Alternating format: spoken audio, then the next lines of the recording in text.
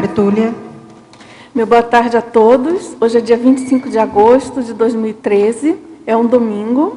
Nosso verbete de número 2760, ele tem 7 páginas, 41 logias e 20 máximos. E o tema de hoje é Educação Financeira Precoce, da especialidade Reeducaciologia. E foi redigido pela professora Lourdes Sá, verbetógrafa veterana, vindo diretamente de Portugal, nos prestigiar aqui ao vivo, tá certo? A professora Lourdes é graduada em Psicologia, pós-graduada em Aconselhamento, Psicoterapia Comportamental e Cognitiva, especialista em Crianças e Adolescentes. É mestre em Educação, especialista em Supervisão e Orientação Pedagógica. E é portuguesa, natural de Sintra, Lisboa, voluntária da Conscienciologia desde 95 e docente de Conscienciologia de 99 a 2000 e tenepsista desde setembro de 2012. E está muito bem acompanhada aí pela equipe da Evolucim, tá certo? Bom, vamos em frente. Em Definologia, a educação financeira precoce é o ato ou processo de educar, instruir, orientar ou ensinar a consciência durante a infância e adolescência, oferecendo-lhe várias oportunidades experimentais estimuladoras do desenvolvimento financeiro, com o objetivo de favorecer o alcance antecipado e a manutenção da liberdade econômico-financeira proexológica, cosmoética e interassistencial.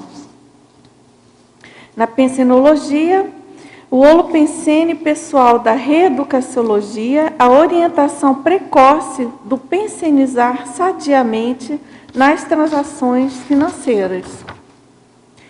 Na fatologia, consciência financeira cosmoética familiar, o ato de pensar grande financeiramente desde pequenino, o conhecimento enquanto herança valiosa, a indiferença do currículo escolar a respeito do dinheiro, o excesso de mimos materiais dos pais e avós, anulando nos filhos a criação saudável de ambições profissionais proexológicas.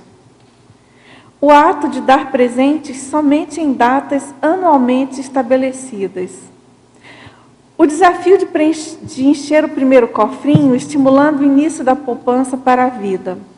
A responsável atitude dos progenitores em assegurar, em caso de dessoma, a satisfação das necessidades básicas e intelectuais dos filhos até a maioridade. O fato da doação ser parte do sentido de riqueza.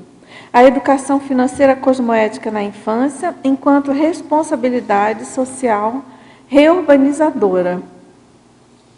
E na parafatologia, a autovivência precoce do estado vibracional profilático, o amparador extrafísico do infante atuando através do preceptor, o amparo extrafísico associado à assistência financeira, as ideias inatas precoces confirmadoras do perfil econômico-financeiro de retrovidas. A importância da consiglade elementar aprender a evoluir para a condição de consiglade superior, aliviando as pressões extrafísicas nas assistências multidimensionais. As responsabilidades multidimensionais perante os aportes financeiros recebidos em família. Nós chamamos a atenção aqui no detalhismo que o verbete tem 15 máximos. É bastante enriquecido aí as sessões, o detalhismo em geral, com esses 15 máximos. E na remissiologia, nós destacamos atitude educativa pró-evolução, educação despertológica, escolha da carreira profissional, inteligência financeira proexogênica e maternagem racional. E na frase enfática, a educação financeira precoce, aliada à cosmoética, ao domínio energético e à assistencialidade, promove a antecipação lúcida da fase executiva de proexes megafraternas reurbanizadoras. E na questionologia, você já cogitou o quanto se beneficiou de educação financeira precoce na infância ou adolescência? Em qual medida está retribuindo a favor da humanidade para a expansão da lucidez cosmoética econômico-financeira das recém-conscientes, atualmente na fase evolutiva mais permeável a neoaprendizagens?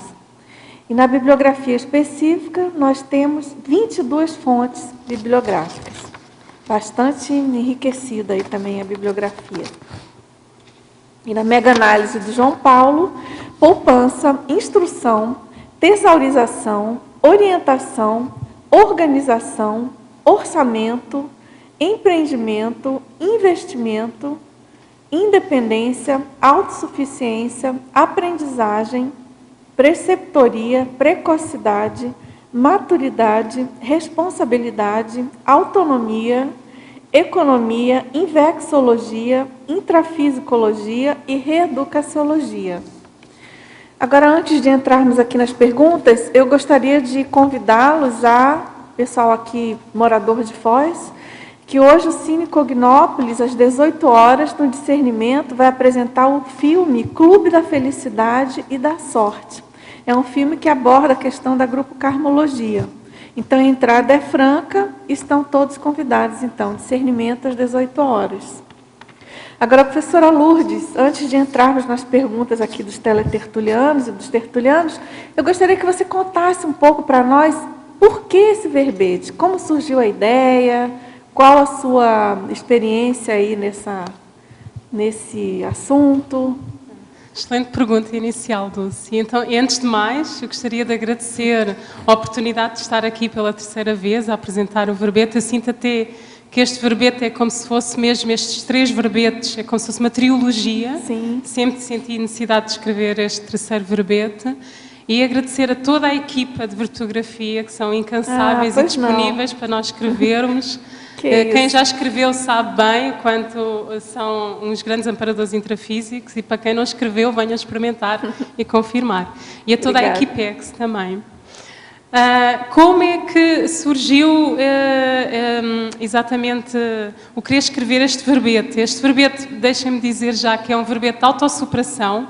Ou seja, eu costumo dizer que há 3 tipos de verbetes. Eu digo que isto é a minha opinião pessoal, há o verbete onde a pessoa domina o assunto, por exemplo, vem trazer a profissão dela e ela domina mesmo o assunto. Há aquele verbete onde a pessoa traz uma ideia inovadora e há o verbete de autossuperação. Este verbete é um verbete de autossuperação e eu só percebi bem claro a meio do verbete. Como é que surgiu este meu interesse pela educação financeira desde cedo? Bem, eu conheci a Conscienciologia, tinha 18 anos de idade. Deixem-me deixar então claro, eu não tive educação financeira precoce, os meus pais ensinaram para a poupança, que foi muito importante, ensinaram para a importância de trabalhar, mas não propriamente para a questão do pé de meia e muito menos para a parte dos investimentos. Então, como eu estava dizendo, eu conheci a Conscienciologia com 18 anos, em Portugal, em 1995, e vim aqui exatamente quase 10 anos depois, foi em 2004. Então, eu conheci muita gente lá que vinha do Brasil e que estava bem financeiramente, por isso é que estavam lá em Portugal, várias pessoas, vários brasileiros, e quando vim aqui em 2004, eu fiquei um pouco assustada porque vi que uns estavam muito bem, das pessoas que eu tinha conhecido, estavam bem e outros estavam mal. E o que é que havia em comum? Os que estavam bem, que nem trabalhavam, não trabalhavam e estavam fazendo aqui as suas atividades, tinham em comum a liberdade financeira, e os que não estavam bem tinham em comum a prisão financeira, ou seja, eles não conseguiram avançar, e tinham estado 10 anos antes em Portugal a ajudar, mas não conseguiram, 10 anos depois tinham tido problemas financeiros. E aquilo assustou-me imenso, eu percebi, opa, isto é importante, porque eram pessoas também que eu admirava e admiro. Na altura tinham 40 e tal anos, depois de repente com 50 anos tinham sido despedidas, só tinham aprendido a trabalhar, tinham tido profissões onde tinham ganhado bem, não é? Mas de repente com 50 anos tinham sido despedidos e estavam mal financeiramente. E eu via outros que nem trabalhavam e estavam bem. E aquilo eu fui perguntando, então como é que vocês fazem? Não trabalham e estão tão bem, e estão aqui fazendo o curso e dando curso? Eu não conseguia entender, não conseguia mesmo entender. Até que alguns diziam, tenho rendimentos. Eu tinha 28 anos de idade. Eu não percebia o que era rendimentos. Vejam o grau da ignorância. Eu, rendimentos? Como assim rendimentos? Não consegui perceber o que é que isso queria dizer. Até posso dizer o nome, o Mário Oliveira virou-se para mim e disse assim: tu já leste o livro Pai Rico, Pai Pobre? O Mário Oliveira é um grande amigo meu, não é? Que ajudou com o António Pitaguari a levar a Conscienciologia para Portugal. Então, foi as duas primeiras pessoas que eu conheci na minha universidade de Psicologia, que o António e o Mário foram lá apresentar a Conscienciologia à Universidade de Psicologia. Então, o Mário Oliveira vira-se para mim em 2004 e disse: já leste o livro Pai Rico, Pai Pobre? Eu, não. Então não falo contigo enquanto não lês o livro, é perda de tempo. Aquilo deu-me um impacto. Eu fiquei bem, assim, quase zangada. Eu fiquei zangada. Eu assim, como assim? Agora não vai falar comigo enquanto eu não ler o Pai Rico, Pai Pobre. Então ele podia explicar, como assim? Depois, eu mesmo assim, que eu sou tenho assim um lado ainda rebelde, então não quis ler o livro e estava a fazer cursos na Sinvexis, que eu gosto bastante, né, como inversora, apesar de com 28 anos já somos considerados assim meio velhos, não é? Sim. Então com 36, então já sou velhíssima agora. Mas pronto, então como inversora, participar nos cursos da Sinvexis e olho para trás e está uma moça de 14 anos de idade a ler o livro Pai Rico, Pai Pobre, que eu não estava a querer ler. Eu, nossa, agora é que não dá, então vou ter que ler o livro. Então, eu li o livro, eu recomendo para quem não leu, é assim, normalmente as pessoas ou não leem sequer, que era a tal resistência que eu estava a querer ler, o que é curioso. Há muita gente que eu já ofereci o livro no Natal e tal, não leem o livro, simplesmente não leem. Ou leem uma página e não aguentam mais. Então a pessoa não lê, ou quem já teve educação financeira precoce chega ao fim do livro e disse: e daí, já sei isto tudo? Ou então há as pessoas como eu, que têm uma crise existencial, foi o que eu tive. Então eu tive uma crise existencial com aquele livro, eu ganhei consciência do meu grau de ignorância na parte dos investimentos. Eu pensava que tinha educação financeira, porque tinha tido educação para a poupança ou para o trabalho, mas percebi que há todo um outro mundo, que é o mundo dos investimentos, dos ativos. O que é que são os ativos? É algo onde nós, de uma forma simples, nós investimos dinheiro e mesmo que nós não estejamos a trabalhar, ele está colocando dinheiro na nossa conta financeira. Não é? Então, por exemplo, há um negócio, uma empresa que a pessoa tem, imóveis alugados, até pode ser umas máquinas de café, não é? A máquina de café está lá automaticamente dando café e as pessoas estão lá colocando dinheiro e não é preciso ter lá um empregado. Então é algo em que a pessoa, se quiser ir de férias, vai ter dinheiro a cair na sua conta, a pessoa se quiser viajar, ou se quiser fazer cursos, vai ter algo então a colocar dinheiro na sua conta, se estiver doente ou se quiser fazer assistência à família, então vai ter os ativos a colocar dinheiro na sua conta. Eu não tinha qualquer noção disso. Para mim era algo completamente novo e sabemos, esse livro do Pai Rico, Pai Pobre, que é das bases, existe aqui a versão para criança, né? Que é Pai Rico, Pai Pobre em quadrinhos, apesar de eu acho que tem gíria a mais, tem muita gíria, mas pronto, o conteúdo é interessante ensinar logo desde cedo, porque eu pensei, nossa, se eu soubesse isto com 10, 15 anos de idade, não é? Porque, por exemplo, eles lançam logo o desafio de ensinar a criança, por exemplo, a montar ativos, a colocar ativos. A fazer, por exemplo, imaginem rifas, onde coloca outras crianças a fazer rifas, as outras crianças vão ganhar dinheiro também, mas ele não está vendendo as rifas, são as outras crianças que estão vendendo as rifas. Então ele está ganhando dinheiro também. Então eu percebi que isso era algo sério, era algo que eu queria noutras vidas. Cá está também outra coisa que me marcou sempre. Qual é o verbete, nunca me esqueci disso, quando o Val dizia isso. Qual o verbete que você quer numa próxima vida já saber logo desde pequeno? Não é? Então eu sempre pensei nisso. Qual é os verbetes que eu já quero na próxima vida já ter aquela aprendizagem? Então, isto é educação financeira precoce. Eu espero numa próxima vida já nascer numa família, porque tem que se nascer numa família onde isso seja ensinado, inclusivamente a parte assistencial. E aprendi imenso, então, a todo este processo aqui na Cognópolis, onde há aqui várias pessoas que tiveram esta educação financeira precoce, onde eu pude aprender com os verbetes e com os cursos também, e é toda... Agora, não é fácil, porque vejam a minha bibliografia, são 22 livros. Então, nós temos que, quando não temos estas sinapses, nós precisamos mesmo de uma grande reeducação. E o que eu vejo diferença, tive a oportunidade de entrevistar, inclusive, o César Cordioli, o Everaldo, não tive a oportunidade de entrevistar o Hernando, mas se o Hernando depois quiser entrevistar, o que eu entrevistei foi sobre a infância, como é que foi a educação financeira na infância. Então será um prazer se o Hernando quiser partilhar também. E é curioso que desde cedo eles foram educados, quer para a liberdade financeira, quer para a assistência. Então os pais logo lhe passaram, o dinheiro é para ajudar os outros e tu podes pensar grande financeiramente. Então, e uma coisa que eu percebi é como se quem teve educação financeira assim precoce e para assistência, é fácil fazer investimentos, é uma coisa assim normal, natural. Quem não teve é assim uma dificuldade, assim, para nós decidirmos um negócio, que tem que ser tudo muito bem calculado, parece para sairmos da inércia é muito difícil, porque é como se tivéssemos um medo muito grande, enquanto quem teve educação financeira precoce, pelo que eu percebi, tem uma grande confiança financeira. Okay? Sabe que as coisas vão dar certo, e se não derem certo, aprende-se com elas e faz outra. Enquanto quem não teve educação financeira precoce tem muito medo de errar, e quando erra aquilo vira assim um drama, não é? Porque lá foi a pessoa errar novamente. Claro que isto também está ligado com vidas passadas. Se nós pensarmos noutras vidas, se calhar tivemos na religião, onde até nos diziam que a religião, ganhar dinheiro é errado, que o dinheiro é sujo, que os ricos não são bons e ser pobre é que é ser bom, isso ainda há muito preconceito, não é?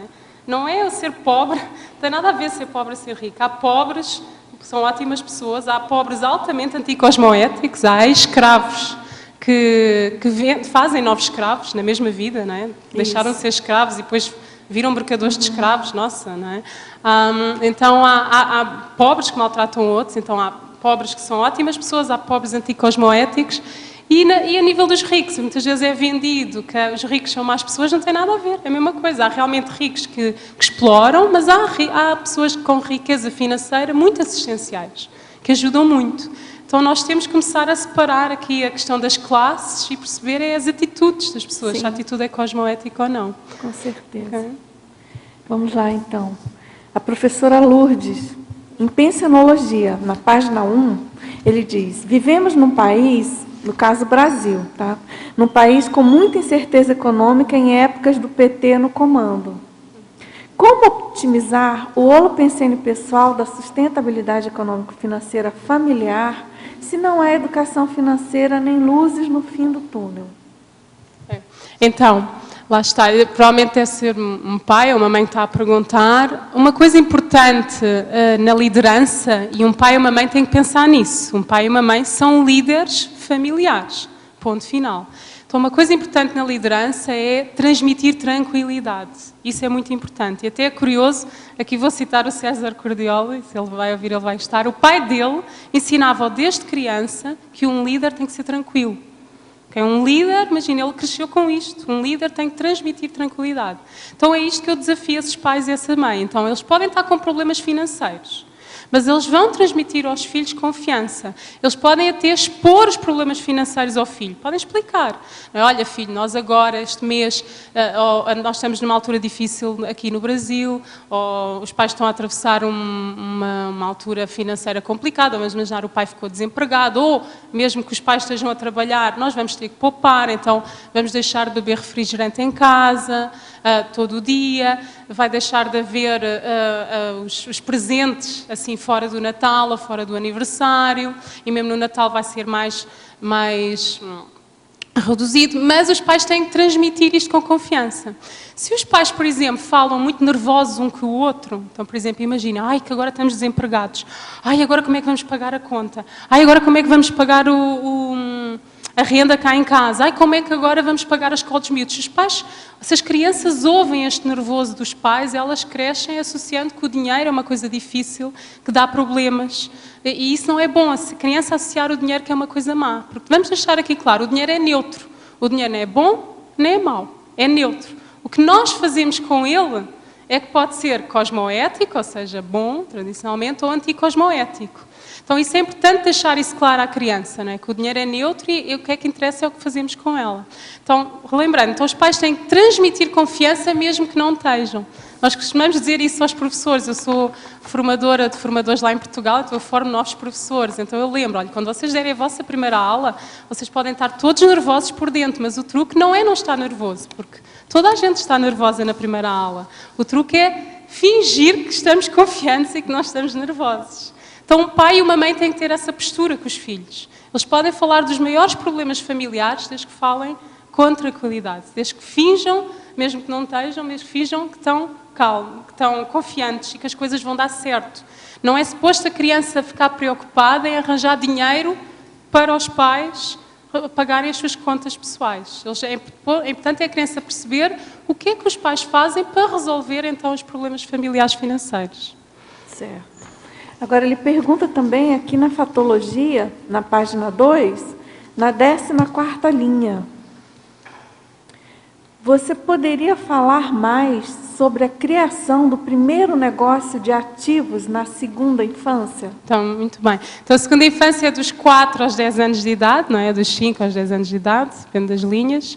E lembrando aqui o que é ativo. Então, ativo é, lembrando, é algo que nos coloca dinheiro no bolso ou na conta, mesmo que nós não estejamos a trabalhar. Muitas vezes só nos é ensinado que temos que trabalhar para ganhar dinheiro. E há uma outra realidade. Então, o que é que seria isto? Era, por exemplo, a criança, não sei se aqui tem a mesma expressão, rifas, que é a pessoa que é vende um papel, não é? Temos. Então, por exemplo, explicar à criança que ela pode, imaginem, vender, imaginem, ter lá um leitor de CDs, por exemplo. Então, ela vai fazer um conjunto de rifas, por isso é um exemplo, onde ela vai distribuir por várias crianças que vão anunciar às pessoas que quem ganhar o prémio ganha, por exemplo, o leitor de CDs, vamos imaginar, e as outras crianças vão ganhar uma percentagem, então tem que ser a coisa correta, cosmoética, mas o que é que acontece? Enquanto as outras crianças estão vendendo, ela está ganhando dinheiro também, não é?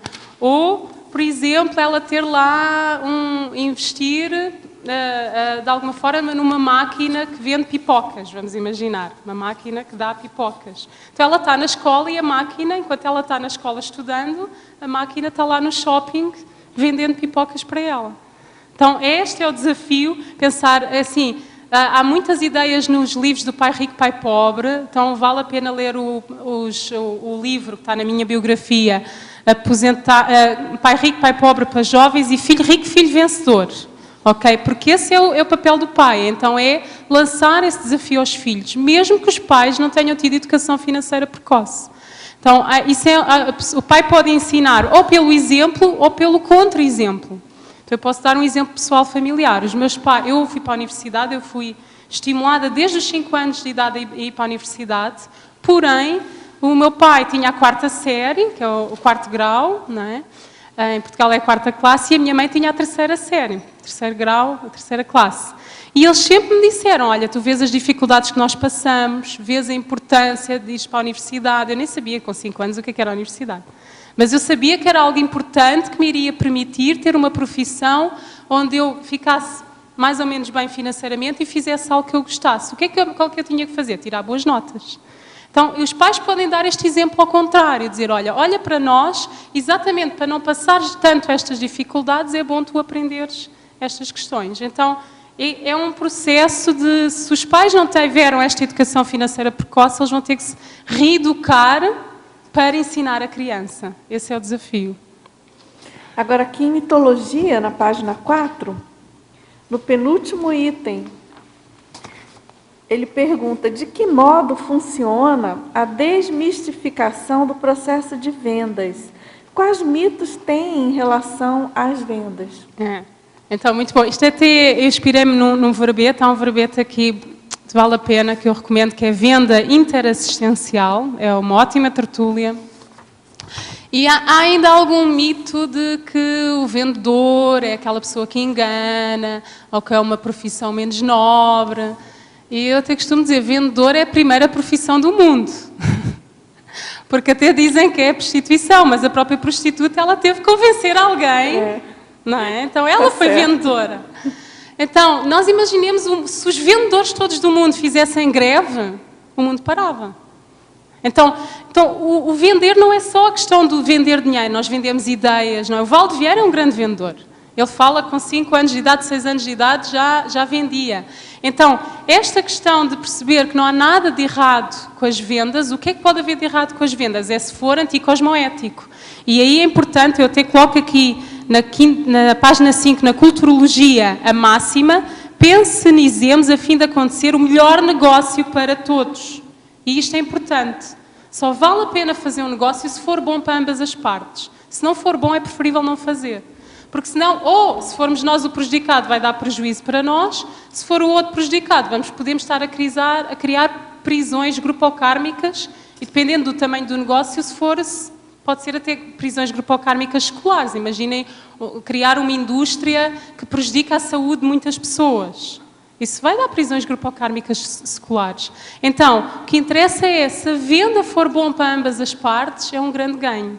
Então, é ensinar isto à criança, ela perceber o que é uma boa venda, uma venda que é bom para ambas as partes, ensinar as vendas anticosmoéticas, perceber, olha, vês, isto não é bom. Tu vês ali aquela pessoa a enganar a outra, não é? Dizer, por exemplo, olha, aquela pessoa está a vender isto a 5 reais quando ele só custa 5 reais, ou 5 euros quando só custa 3 euros.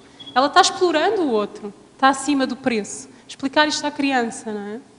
Agora, você podia comentar em seguida naquela afirmação, aquela colocação que você faz na fatologia.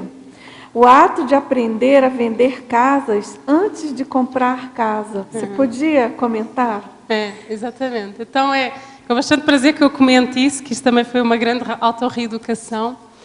Gente, a primeira casa que eu e o Alexandre, meu companheiro, comprámos lá em Portugal, já agora antes de tudo, deixem-me dizer, o Alexandre, o meu grande companheiro evolutivo, ajudou-me imenso para eu conseguir escrever este verbete. Ele foi um grande aparador intrafísico, porque eu estudei durante meses para escrever o verbete, mas depois não conseguia sentar para escrever o verbete. Eu dizia, este fim de semana eu vou ficar aqui só a escrever o verbete. Então, eu ia para a cozinha, eu ia à sala e isto. Lá vinha o Alexandre, não, vais-te sentar ali para escrever o verbete. Então, com muito amor e carinho e firmeza, era ele que me lembrava a questão, não fujas. E porquê que eu estava fugindo? Por causa da questão da reeducação.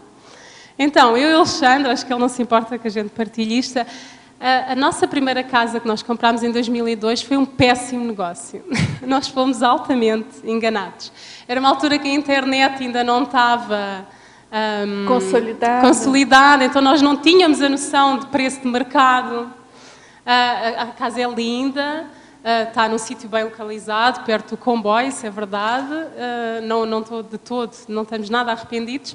Mas a verdade é que nós fomos mesmo enganados. Só para ter ideia, ainda hoje, se a casa fosse vendida, ainda dava no prejuízo. Estamos a falar 11 anos depois.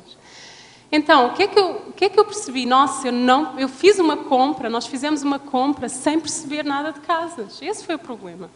Não é? Então, nós tivemos, costuma-se dizer, quando há um problema, nós temos 50% de parte. Não é? Então, os outros enganaram-nos, mas eu também fui ignorante. E aí, o que é que eu percebi? Então, e aí nesse processo, quando eu vim cá em 2005, então 3 anos depois, nossa, eu tenho que aprender sobre casas. Eu não percebo sobre casas. Se eu quiser comprar uma outra casa, não é? Eu tenho que saber sobre casas. Então, qual é a melhor coisa? Eu fui trabalhar para uma imobiliária. Então, imagina, eu já era psicóloga há 5 anos e fui de livre vontade, em part-time, trabalhar uma imobiliária para aprender o mundo das casas, para aprender o mundo imobiliário. Para quê? Para perceber o que é uma boa compra, uma má compra, etc. e tal. Agora, qual era o meu desafio aqui? Era, antes então de colocar o jovem de 23, 24, normalmente é essas idades que se compram casas, porque é que ele não vai com 20 anos fazer um estágio numa imobiliária? Então ele vai aprender a vender casas. Por exemplo, eu trabalhei numa grande imobiliária em Portugal, multinacional, a melhor do mundo, que é, posso dizer, o nome é Remax, onde aprendi imenso. Eles têm cursos incríveis. Então imagine o que é logo com 20 anos de idade, antes de ele comprar a própria casa, ele aprender a vender casas. E com ética. E isso era um cuidado que eu tinha. Aliás, eu entrei para a imobiliária não para querer vender, era para aprender. Mas no processo eu percebi, para lá, já que eu posso vender com ética, por que não? Então eu avisava aos meus amigos e dizia, olha, eu vou ser muito cuidadosa. Se eu percebi que a casa tem bolor, tem um problema, tem umidade, eu vou-te avisar. Eu vou-te avisar, vai demorar se calhar a comprares a casa, mas eu vou-te avisar dos defeitos todos da casa. E era curioso que aí vinham alguns amigos pedir ajuda, porque já sabiam que eu não estava preocupada em vender rapidamente. Eu queria que eles ficassem bem, porque eu tinha passado essa dificuldade. Então eu acho que isto é um bom desafio. Antes do jovem se preocupar em comprar a casa, aprender a vender casas, porque ele na aprendizagem ele vai saber identificar então uma boa compra quando ele precisar. Lourdes, aqui. Estava lembrando, né, você estava comentando aí, o meu filho, quando a gente morava em Porto Velho, isso já faz tempinho, né? Ele queria vender geladinho, sabe? Fabricar aquele gelinho, né, com suco, só que ele tinha vergonha. Então, agora eu estou revendo essa situação, eu poderia ter ido com ele algumas vezes, até ele, né, adquirir confiança e tal. E aí, como ele tinha vergonha de oferecer, acabou que... Então, era um momento que eu poderia ter aproveitado, né? Mas agora ficou para a próxima. Aí eu adquirir a tal confiança financeira. Isso. Né? E há muita gente que não avança nas vendas exatamente pela vergonha. Não é? Porque realmente, nós, por exemplo, uma coisa boa nas vendas, nós temos que aprender é levar com o não. Gente, é o não, não, não. Então imaginem nós ficarmos treinados para termos os nãos e até acabou. Até o não deixa de fazer efeito. Mas até lá aquilo custa, né? Não, não, não. Então essa é uma grande riqueza para a vida que as vendas nos dão. O não deixa de nos causar problemas emocionais. Você poderia, na fatologia da página 2, na linha 18, comentar os juros morais enquanto consequência da justiça e nunca como castigo? Então, os juros morais, ele está, agora aqui aproveitando, está neste livro, Filhos Inteligentes Enriquecem Juntos, que é do Gustavo Cerbasi. Então, ele apresenta essa técnica é muito interessante, esta questão dos juros morais. Então é simbólico, são juros pedagógicos. Okay? Então vamos imaginar, a criança ganha lá, vamos imaginar, 20 reais de mesada, né? Mesada, ou 20 euros em Portugal, de mesada por mês. E ele pede à mãe ou ao pai, podias adiantar o dinheiro do mês que vem da mesada? Então, os pais dizem, por exemplo, há 10 reais ou 10 euros adiantados. Então, nós vamos te adiantar 10 reais do mês que vem. Mas depois, no mês que vem, tu, em vez de receber os outros 10, vais receber 8 reais ou 8 euros. Que é para ele perceber o quê? Que pedir empréstimos tem juros. Não é? Há juros quando se pede empréstimos. Então, aí depois o pai ou a mãe tem que calcular qual é que seriam os reais ou os euros que ele ia descontar, que não fosse nem de mais, nem de menos. Tem que ser aquela dose que já ele percebe, isto faz-me falta, isto de pedir emprestado tem juros. E, por outro lado, pode fazer o inverso. Mas isto é uma forma natural, não é? Estás-me a pedir dinheiro emprestado e eu agora, de penalização, de castigo, vou descontar 2 reais. Não, uma forma natural. Bem, eu empresto 10 reais, adiante-te 10 reais, mas já sabes, a vida é assim. Então, depois só recebes 8 reais no mês que vem. Também se pode fazer o inverso, no sentido pedagógico também, que é, a criança também então diz, olha, eu este mês não quero receber a mesada, eu já poupei dinheiro para conseguir este mês não precisar de mesada, e no mês que vem, dás-me a mesada junto. Então, imagina, seria 20 mais 20, 40. E os pais podem dizer, ok, em vez de 40, vais receber 42. Não é? Para ele perceber que criar poupança vai crescendo juros. Não é? Lidar com esse processo, assim, sem o processo emocional é difícil, porque criança sempre está testando o limite nosso, né? Então é complicado, né? Aí eu recomendo verem, para não entrar aqui noutra área, mas recomendo verem, ouvirem a tertúlia de sexta-feira da Lilian Zolete, Criança Desafiadora. Em que, claro que aí estamos a falar de um caso extremo, que é da criança desafiadora, que é homeostático, mas também os pais começarem a perceber que faz parte, mesmo uma criança saudável, ela vai testar esses limites, e os pais, como líderes, têm que se manter firmes emocionalmente e saberem algo tão simples, como a Lilian disse muito bem na sexta, nós sabemos na cognitiva ou comportamental, os estudos mostram que uma birra daquelas grandes, a criança não aguenta mais do que 5, 10 minutos no máximo dos máximos. Então, se o pai fizer isso, vai olhando para o relógio, então vai ter vindo uma revista enquanto ele faz a birra, disse no supermercado, não vais levar os doces antes do jantar, não vais comer mesmo. Ele fica ali a fazer a birra. O pai vai vendo a revista tranquilamente e tal.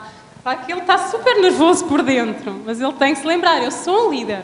Então, se eu sou um líder familiar, eu tenho que manter a tal tranquilidade, por muito nervoso que eu esteja por dentro.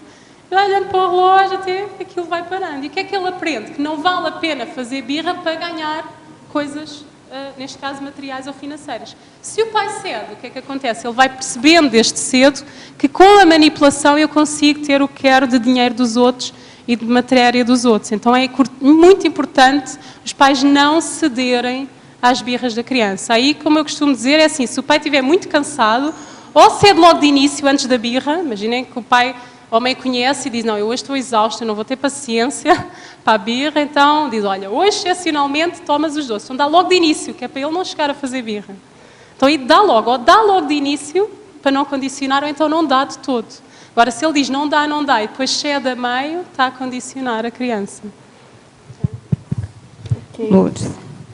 Aqui no B, na página 2, em parapatologia, na 7ª linha, você comenta a importância da consim-laje elementar, aprender e evoluir para a condição da consim-laje superior, aliviando as pressões extrafísicas nas assistências multidimensionais.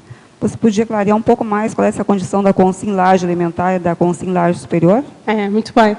Então, ótima pergunta. Então, a consim-laje, né, é um verbete do professor Val, também está aqui na Remissiologia, que eu recomendo a lerem, vale bem a pena, e a consim-laje elementar e a consim-laje superior é da exemplologia do verbete, vale a pena ir lá direto à exemplologia. Então, o que é que nós temos? Consim-laje é a consim que pensa grande em relação à assistencialidade do dinheiro. Então, ela sabe que o dinheiro é para assistir, para ajudar os outros, não é? Isto é consim-laje. Consim-laje elementar é a consim-laje que ela usa o dinheiro para ajudar os outros, mas não tem pé de meia. E a consim-laje superior é a consim-laje que ajuda o dinheiro para ajudar os outros, mas ela tem um pé de meia. Então, imaginem aqui a diferença de alguém que ajuda os outros, mas tem o pé de meia, salvaguarda, ou a consim-laje que ajuda os outros, mas está sempre sem dinheiro na conta, não é? Ela nunca está ajudando os outros financeiramente, o que é bom, mas ela não tem pé de meia, ela não tem dinheiro. Ou tem pouco, porque temos também aqui definir o que é pé de meia. Para mim, a primeira vez que eu ouvi falar em pé de meia foi com o professor Valdo, imagina, né? Em 2004, tinha 20 e quase 30 anos. A primeira vez que eu ouvi falar a palavra pé de meia. Eu pensava pé de meia ser, assim, algumas dezenas, né? Exato, dezenas, né? Coisa. Quando ele falou, não, pé de meia é 1 milhão. Eu, nossa, ter pé de meia é 1 milhão. E, entretanto, nos últimos anos, ele já disse pé de meia é 5 milhões. Agora, como isto mudou... Então, ter aqui também entender o que é realmente um pé de meia onde dá suporte à pessoa. Então, o que é que eu lanço aqui o desafio? Se a pessoa já for consim-laje, isso é bom, não é?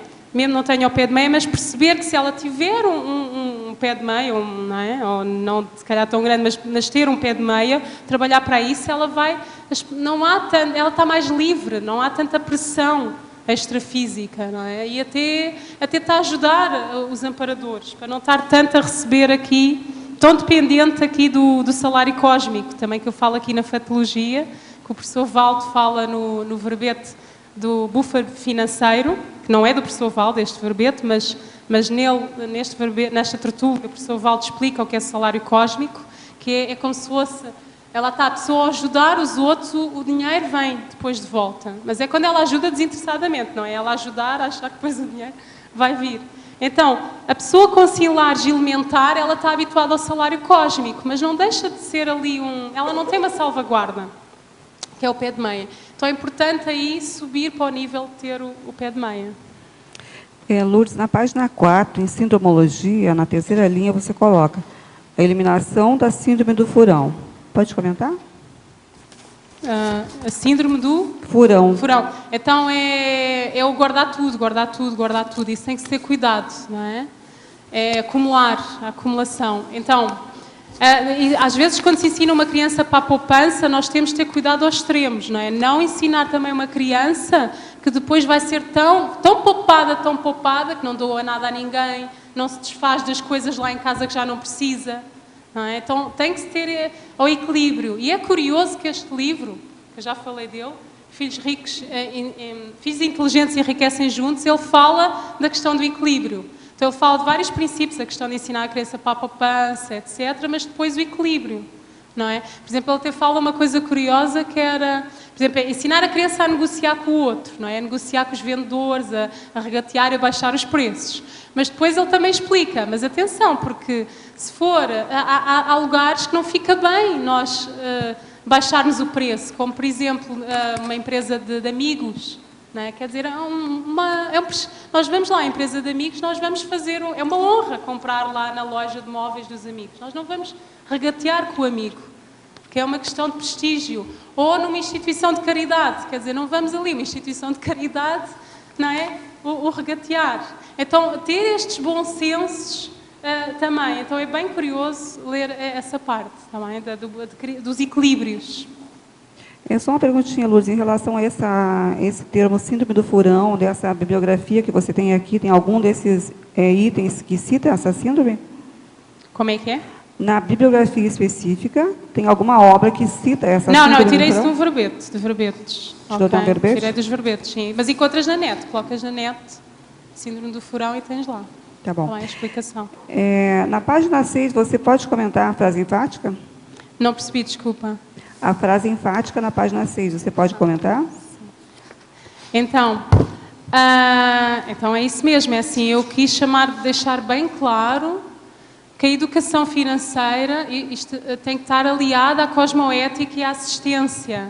Ou seja, atenção a isso, porque isso tem a ver com o verbete da bilibertação inversora, também recomendo a leitura deste verbete, bilibertação inversora, que é, o que é a bilibertação? É o domínio do dinheiro e o domínio das energias. Isso. Que o Val está sempre a dizer, ensinem à criança a partir dos 5 anos de idade, dominar o dinheiro e dominar as energias. Essa é a nossa grande preocupação que nós temos que ensinar à criança. Ensinar a dominar as energias e ensinar a dominar o dinheiro.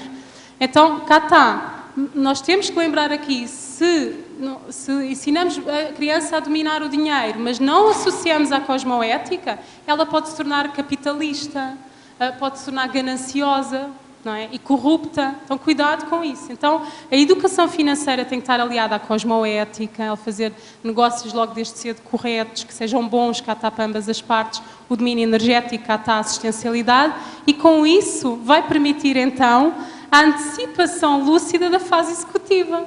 Muitas vezes a fase executiva só se começa depois dos 30 e tal, dos 40, dos 50, dos 60, ela vai poder logo aos 20 e tal, antecipar toda a fase executiva para proexis mega fraternas que vão ajudar na reurbanização do planeta, porque ela foi focada a pensar grande financeiramente e grande a nível da assistência.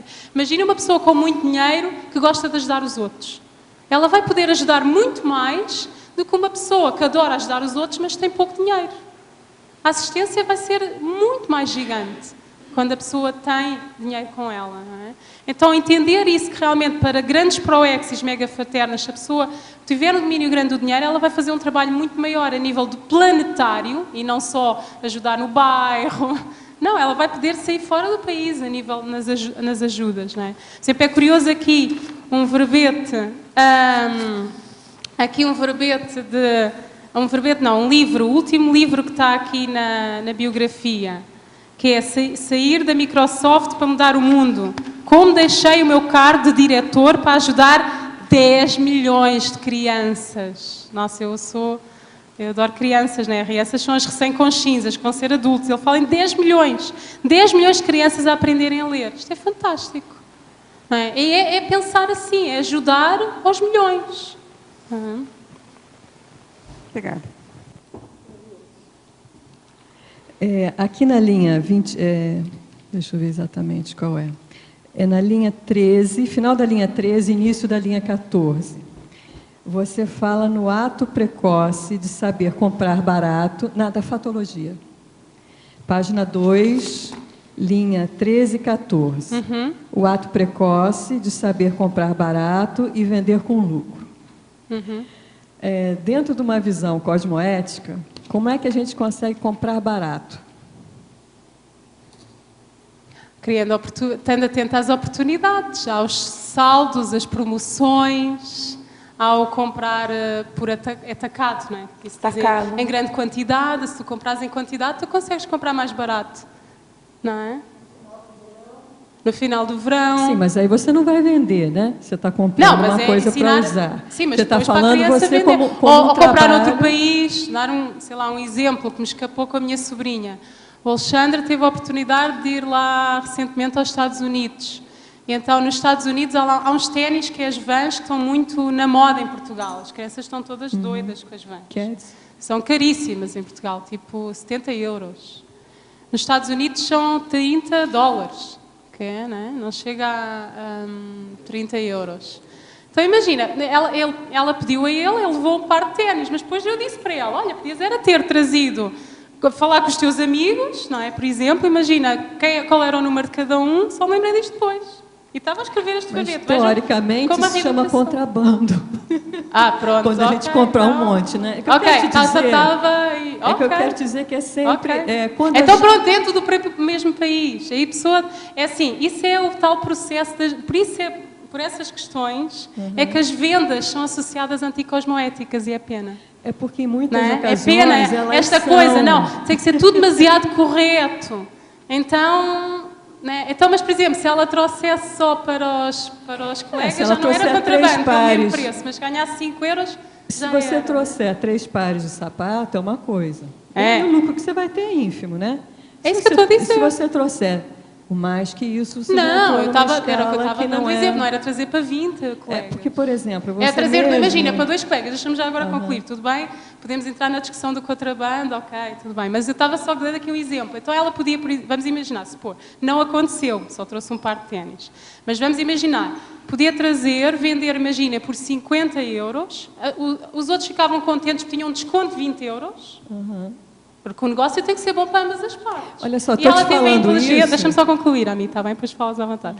Então, e ela teve a inteligência e o trabalho, não é? De ainda ganhar também 20. Agora, essa é a oportunidade, a pessoa tem que estar atenta às oportunidades. Agora, é delicado, mas não deixar, mas não partir logo do pressuposto que se eu compro barato vai ser anticosmoético, logo nem vale a pena tentar comprar barato.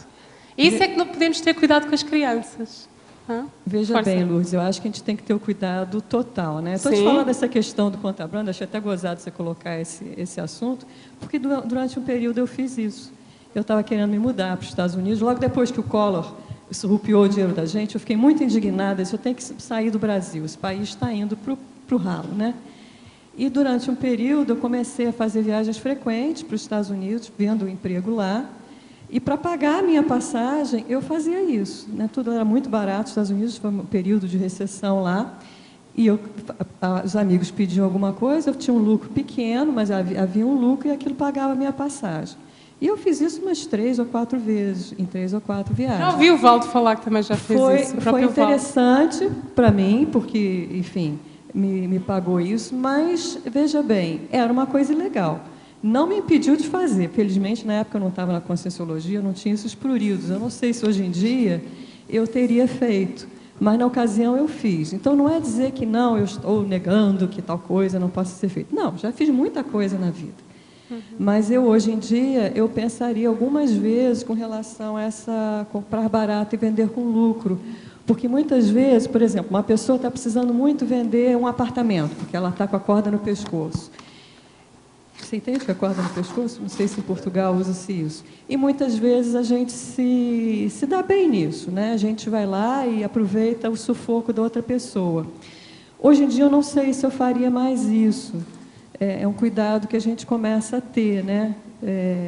De chegar a um preço que fosse mais justo para aquela pessoa. Então, a certo ponto, é um caminho do meio entre... o caminho do meio, é isso, uma é tudo coisa bem, o caminho do meio. mesmo que não seja meu amigo, mas eu estou vendo que aqui... Agora, muitas vezes é o conto do vigário também, né? Um dos caminhos típicos do conto do vigário é uma coisa que está com um preço de banana, ou um preço muito barato, e depois a gente fica com o mico na mão, né? Eu acho que todo mundo aqui, em algum momento do passado, já passou por uma situação dessa.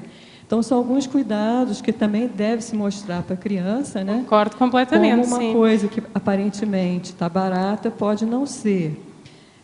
Outra coisa que me chamou a atenção foi o lance que você falou da rifa, né? A criança fazer uma rifa. Você deu 2 exemplos. A criança faz uma rifa de um aparelho eletrônico ou a criança tem uma pipoqueira, não é isso? Eu acho a ideia da pipoqueira, de vender como ela falou aqui, a gelatina, eu acho isso maior barato. Agora, rifa, por exemplo, quem compra é porque não teve educação financeira, né? A menos que a gente goste da criança. É aquela rifa em família que a gente faz para dar um mimo à criança. É simbólico, é pedagógico. O objetivo não é pôr a criança a ficar rica. Nem é pôr a criança a fazer aquele tipo de vida. A criança está aprendendo a ganhar dinheiro, mas as crianças que compram essa rifa... Não está sendo pedagógico para elas, né? Não, mas pode ser, depende, né, amiga? A rifa Tem for rifas barata, imagina, a rifa é interessantes. 50 reais, 50 centavos. 50 centavos. Não estamos a falar de uma rifa de 5 reais. É uma rifa que aquilo não vai custar nada, é tipo 50 centavos, não é? Entendes? A ideia é... Eu acho que a proposta, por exemplo, a pessoa que compra, eu já comprei inúmeras, aqui em Foz tem Gente, eu essa... compro para ajudar a pessoa, Então, é isso que eu ia falar. Mas não é uma educação financeira, pelo contrário. Não, você mas tá escuta, soprando. eu acho que é o que ela colocou. Faz parte da educação financeira a pessoa entender que doar dinheiro é assistencial e que é importante também. Eu acho que no caso da rifa é o exemplo, entendeu? Olha, compra para ajudar ele. Quem sabe você ganha. Mas isso não é o principal. O principal é você ajudar. Vai te custar pouco, ajuda. Mas, em geral, né? você Eu faz acho que isso porque para uma a pessoa criança é ela não está querendo interessante. ganhar dinheiro. Quer dizer, ela está numa situação financeira ruim, né? Não é assim que são as rifas que passam? É o pessoal que é duro, está com algum sufoco, e aí a gente compra a rifa. Tem às vezes, por exemplo, time de basquete que quer comprar uniforme novo, aí passa pela vizinhança, eu já vi isso aqui em Foz várias vezes, aí passa pela vizinhança, aquela garotada, você não quer comprar a minha rifa? R$1. Claro, eu não estou esperando ganhar nada, mas é para ajudar, entendeu? E eu vejo que isso acontece entre as crianças. Elas compram entre si porque é baratinho, dá para comprar com a mesada. Você acha que essas crianças que estão passando a rifa estão aprendendo a lidar com o dinheiro? Eu acho que elas passam a ter uma noção dessa contabilidade grupal, assim, para conseguir um objetivo. Eu não sei o que a... Posso comentar, mas... Então, a ideia é essa, ou seja, a questão é o que é que a criança vai aprender. Eu acho que algumas dessas crianças aprendem, outras não aprendem. E porquê? Porque uma coisa é a criança... que até recebe lá a renda, imaginem, vai ajudar lá para o clube de basquetebol. Então, mas ela vai, lhe dá das rifas, mas ela fica com muita vergonha e dá ao irmão para vender e o irmão vende tudo e o que é que ela aprende? Ela aprende que ela não sabe vender e tem que pedir a outros para vender. Então, imaginem a mesma coisa. Foi outro que vendeu por ela. Só como não lhe foi explicado isso, ela fica a aprender que, afinal, eu não consigo vender, eu preciso de outros para vender. Uma outra criança que vai, já é um ato consciente, diz ao irmão, olha, tu vais vender as rifas e eu dou-te uma percentagem. Então esse já vai a perceber a tal questão do bom negócio para ambas as partes. Estamos a falar de criança, estamos sempre a falar de valores simbólicos. O interesse aqui não é a criança ganhar grandes dinheiros, é ela aprender... Por exemplo, vender, criar a vergonha das vendas, perder a vergonha das vendas, não é? Ganhar a confiança financeira, perceber que pode criar dinheiro sem ser empregado de outrem. Há pessoas que só conseguem ganhar dinheiro se alguém as contratar, se alguém lhes pagar um salário mensal para então no fim do mês eles ganharem dinheiro. Imagina, se a criança aprender a vender desde cedo, de uma forma, lá está, tem que se explicar o cosmoético e o que é correto e o que não é, mas se ela aprender desde cedo, ela aprende, se um dia eu estiver mal, se ninguém me der trabalho, então imaginem uma situação onde não há ninguém já a contratá-la, ela sabe vender, ela só tem que encontrar qual é o objeto que ela gosta de vender e a que preço é que vai vender. Eu lembro-me, mas depois, claro, a sociedade às vezes evolui e vai complicando certas coisas. Eu lembro-me tantas vezes que o Valdo Vieira já contou que vendia com 5, 6 anos de idade, não é? E que levava, como é que era, ele transportava as marmitas e ganhava dinheiro com as marmitas. Eu não sei como é que isso é aqui, mas hoje em Portugal isso ia ser ilegal, porque ao transportar as marmitas, aquilo podia, com as variações de calor, contaminar a pessoa e a pessoa adoecer. Então, às vezes, estamos a querer ser mais papistas que o Papa, não é? Eu lembro-me que de antes as crianças podiam, por exemplo, pedir à avó para fazer um bolo, cortavam em fatias, podiam levar para a escola e vender, não é? E vendiam mais barato que o bar, tem que ser assim, a pessoa tem que ter a noção que tem que ser um bom negócio para ambas as partes. O outro está com fome, vai ficar satisfeito, fica com um bolo e compra mais barato do que no bar, então fica bem servido, não é? E foi da avó, então fica melhor ainda. Agora é proibido em Portugal. Não pode, a criança não pode vender bolos, mas o bar já pode, é curioso, né? Vendem bolos, vendem coisas cheias de açúcar, mas a criança não pode haver estas trocas de dinheiro.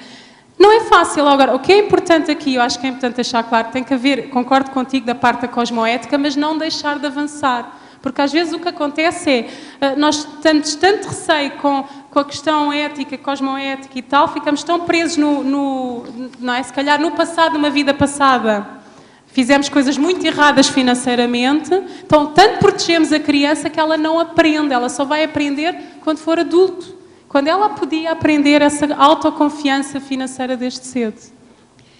Outra coisa que eu ia te perguntar, Lourdes, aqui na linha 20, de cima para baixo, na mesma fatologia, na mesma página, você fala nos debates pedagógicos, nas reuniões escolares de pais, sobre os limites de mesada, as horas de sono, consumo de roupa, doce, refrigerante, álcool e outros apêndices orçamentários. Você acha que isso é uma questão a ser discutida na escola? Você consegue discutir isso na escola onde você trabalha? Não, isto é um desafio e é colocado também, curiosamente, também está aqui neste livro, ok? Filhos inteligentes enriquecem sozinhos, que, é assim, nós sabemos exatamente que a escola tem um problema de falta de educação financeira, não é? Não é ensinado. Os professores não ensinam, porque as pessoas têm dificuldades financeiras, então não ensinam as crianças, não se ensina, os próprios pais têm essa dificuldade. E o que é aqui lançado o desafio? Que é o pai que já esteja lúcido, que já tenha esta educação financeira, é o quê? Nas reuniões de pais, esse próprio pai tomar a iniciativa e dizer assim: gente, nós somos todos pais, nós sabemos que as crianças influenciam-se pelas outras. Eu estou a tentar, por exemplo, que o meu filho se deite vamos imaginar, às 10 da noite, ou às 9 da noite, mas estou com dificuldade porque ele diz que todos os colegas daqui da turma estão-se a deitar à meia-noite a ver filmes. Porquê que não vamos combinar todos, aqui, nós os pais todos, e vamos todos organizar-nos e todos vamos ter esta regra?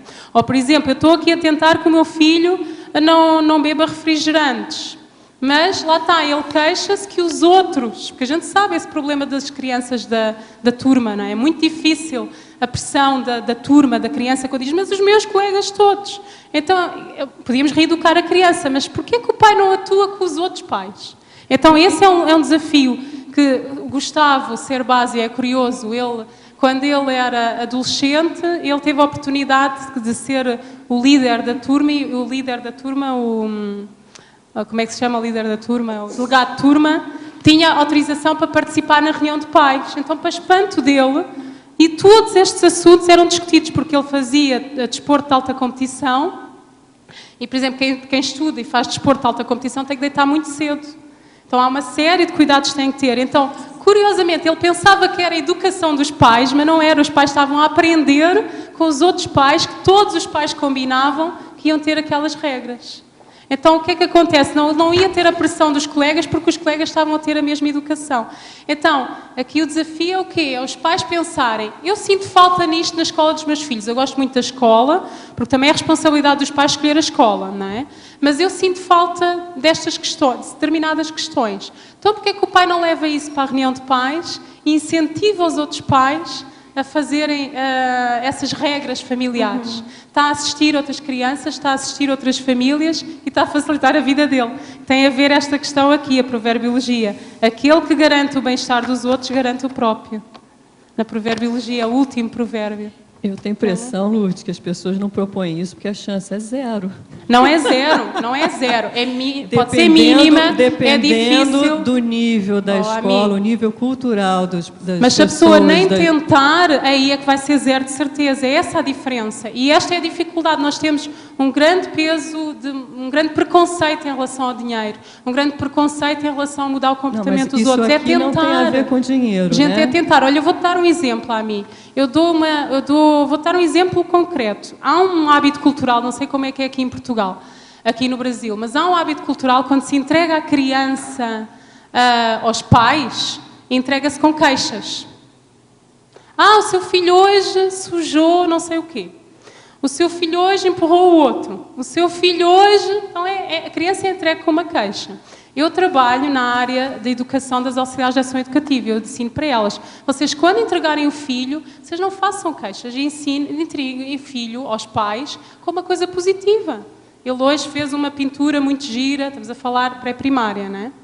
Fez uma pintura muito gira, pintou lá algo muito bonito. O que acontece? A mãe vai ficar contente, não é? Todos os dias ela recebe um elogio. Imagina todos os dias uma mãe a receber o filho com críticas. E algumas dizem assim, nossa, na minha escola, quando vou buscar o meu filho, ele é entregue com críticas. O que é que eu posso fazer? E eu digo para elas, diga isso, diga lá com calma. Agora, Lourdes, eu tenho a impressão que essa problemática de chegar com esse assunto aos pais vai depender muito do nível social da escola. Por exemplo, no Brasil, eu não sei em Portugal, mas no Brasil, quando eu fiz uma pós-graduação em educação escolar, né, em administração. E dos estudos que a gente fez, assim, é uma tendência enorme que tem no Brasil da escola particular, né? Do ensino, e aí entra a questão do status dos pais, o carrão indo buscar a criança na escola. Então, por exemplo, num tipo de escola com esse clima, eu acho muito difícil, é mais difícil esse tipo de abordagem, né? Porque isso significa os pais caírem numa situação de realidade econômico-financeira, de não querer aparecer, não ter a questão do status como algo muito importante, né, o status financeiro. Já numa escola pública é totalmente diferente, até porque os pais tendem a ter mais dificuldades, falando no Brasil, né? Ou não, tem até escolas públicas de referência, né, que, não, ao contrário, é classe média. Mas, enfim, eu acho que isso vai variar demais em função do nível econômico, nível social dos pais e alunos. Até a profissão dos pais, claro, do tipo de vida que os pais levam. Imagina pais artistas que trabalham à noite. Claro. Comparado Agora, com outros pais que têm uma vida, aquela quadradinha, né? Que é um profissional que todo dia bate ponto às 8 da manhã. Eu acho interessante incluir como uma proposta de debate. É uma proposta e, assim, deixar claro, a quem consiga, quem quiser pode ler o livro. Mas veja do bem, Gustavo Ceballos. horário de dormir depende do biorritmo das pessoas. A né? criança tem que deitar disso. cedo, ponto final. Eu sei que estamos, eu posso falar de Portugal, nós estamos com a pior higiene do sono nas crianças na Europa. As nossas crianças estão a deitar muito tarde, os pediatras estão preocupadíssimos porque sabem os perigos a longo prazo de uma criança que se deita às 11, 10 da noite, mas isso é sério. Os pais têm que dizer, acabou, os pais são os líderes. Agora, uma coisa que eu gostava de deixar claro aqui, tirar alguns mitos sobre a educação das pessoas de classe média alta, gente. Quem é da classe média alta, que já vem de várias famílias nobres, eles educam os filhos para a poupança. As pessoas pensam que são educadas para a luxúria. Não são. Isso normalmente é a classe média nova, não é? Que são os primeiros na família a terem dinheiro e então, chamados novos ricos, querem ostentar e ter o filho ali, dar ao filho tudo o que não tiveram. Mas quem vem de linhagem já de educação financeira, e há um livro que explica isso muito bem, que é este livro, está aqui na biografia específica, que é o 8, Riqueza Familiar, como manter o património por gerações. Como os membros de uma família e os seus conselheiros preservam o seu património humano, intelectual e financeiro por várias gerações. Então, quem é que escreveu este livro? É um advogado. O que é que ele fez? Ele foi estudar famílias que já, imaginem, há séculos, que elas mantêm o dinheiro geração após geração. E foi estudar, por exemplo, outras famílias onde aconteceu o fenómeno pai rico, filho nobre, neto pobre. Ou seja, havia uma geração que tinha dinheiro, outra herdou, gastou e a terceira geração já não teve nada. O que é que ele viu em comum? Na primeira, eles ensinam para a poupança, ensinam para ser recatados, ensinam para ser muito amigos, para se darem muito bem, ensinam ética e ensinam também a ética e ensinam também a questão da assistencialidade. Por outro lado, aqueles onde os dinheiros desaparecem,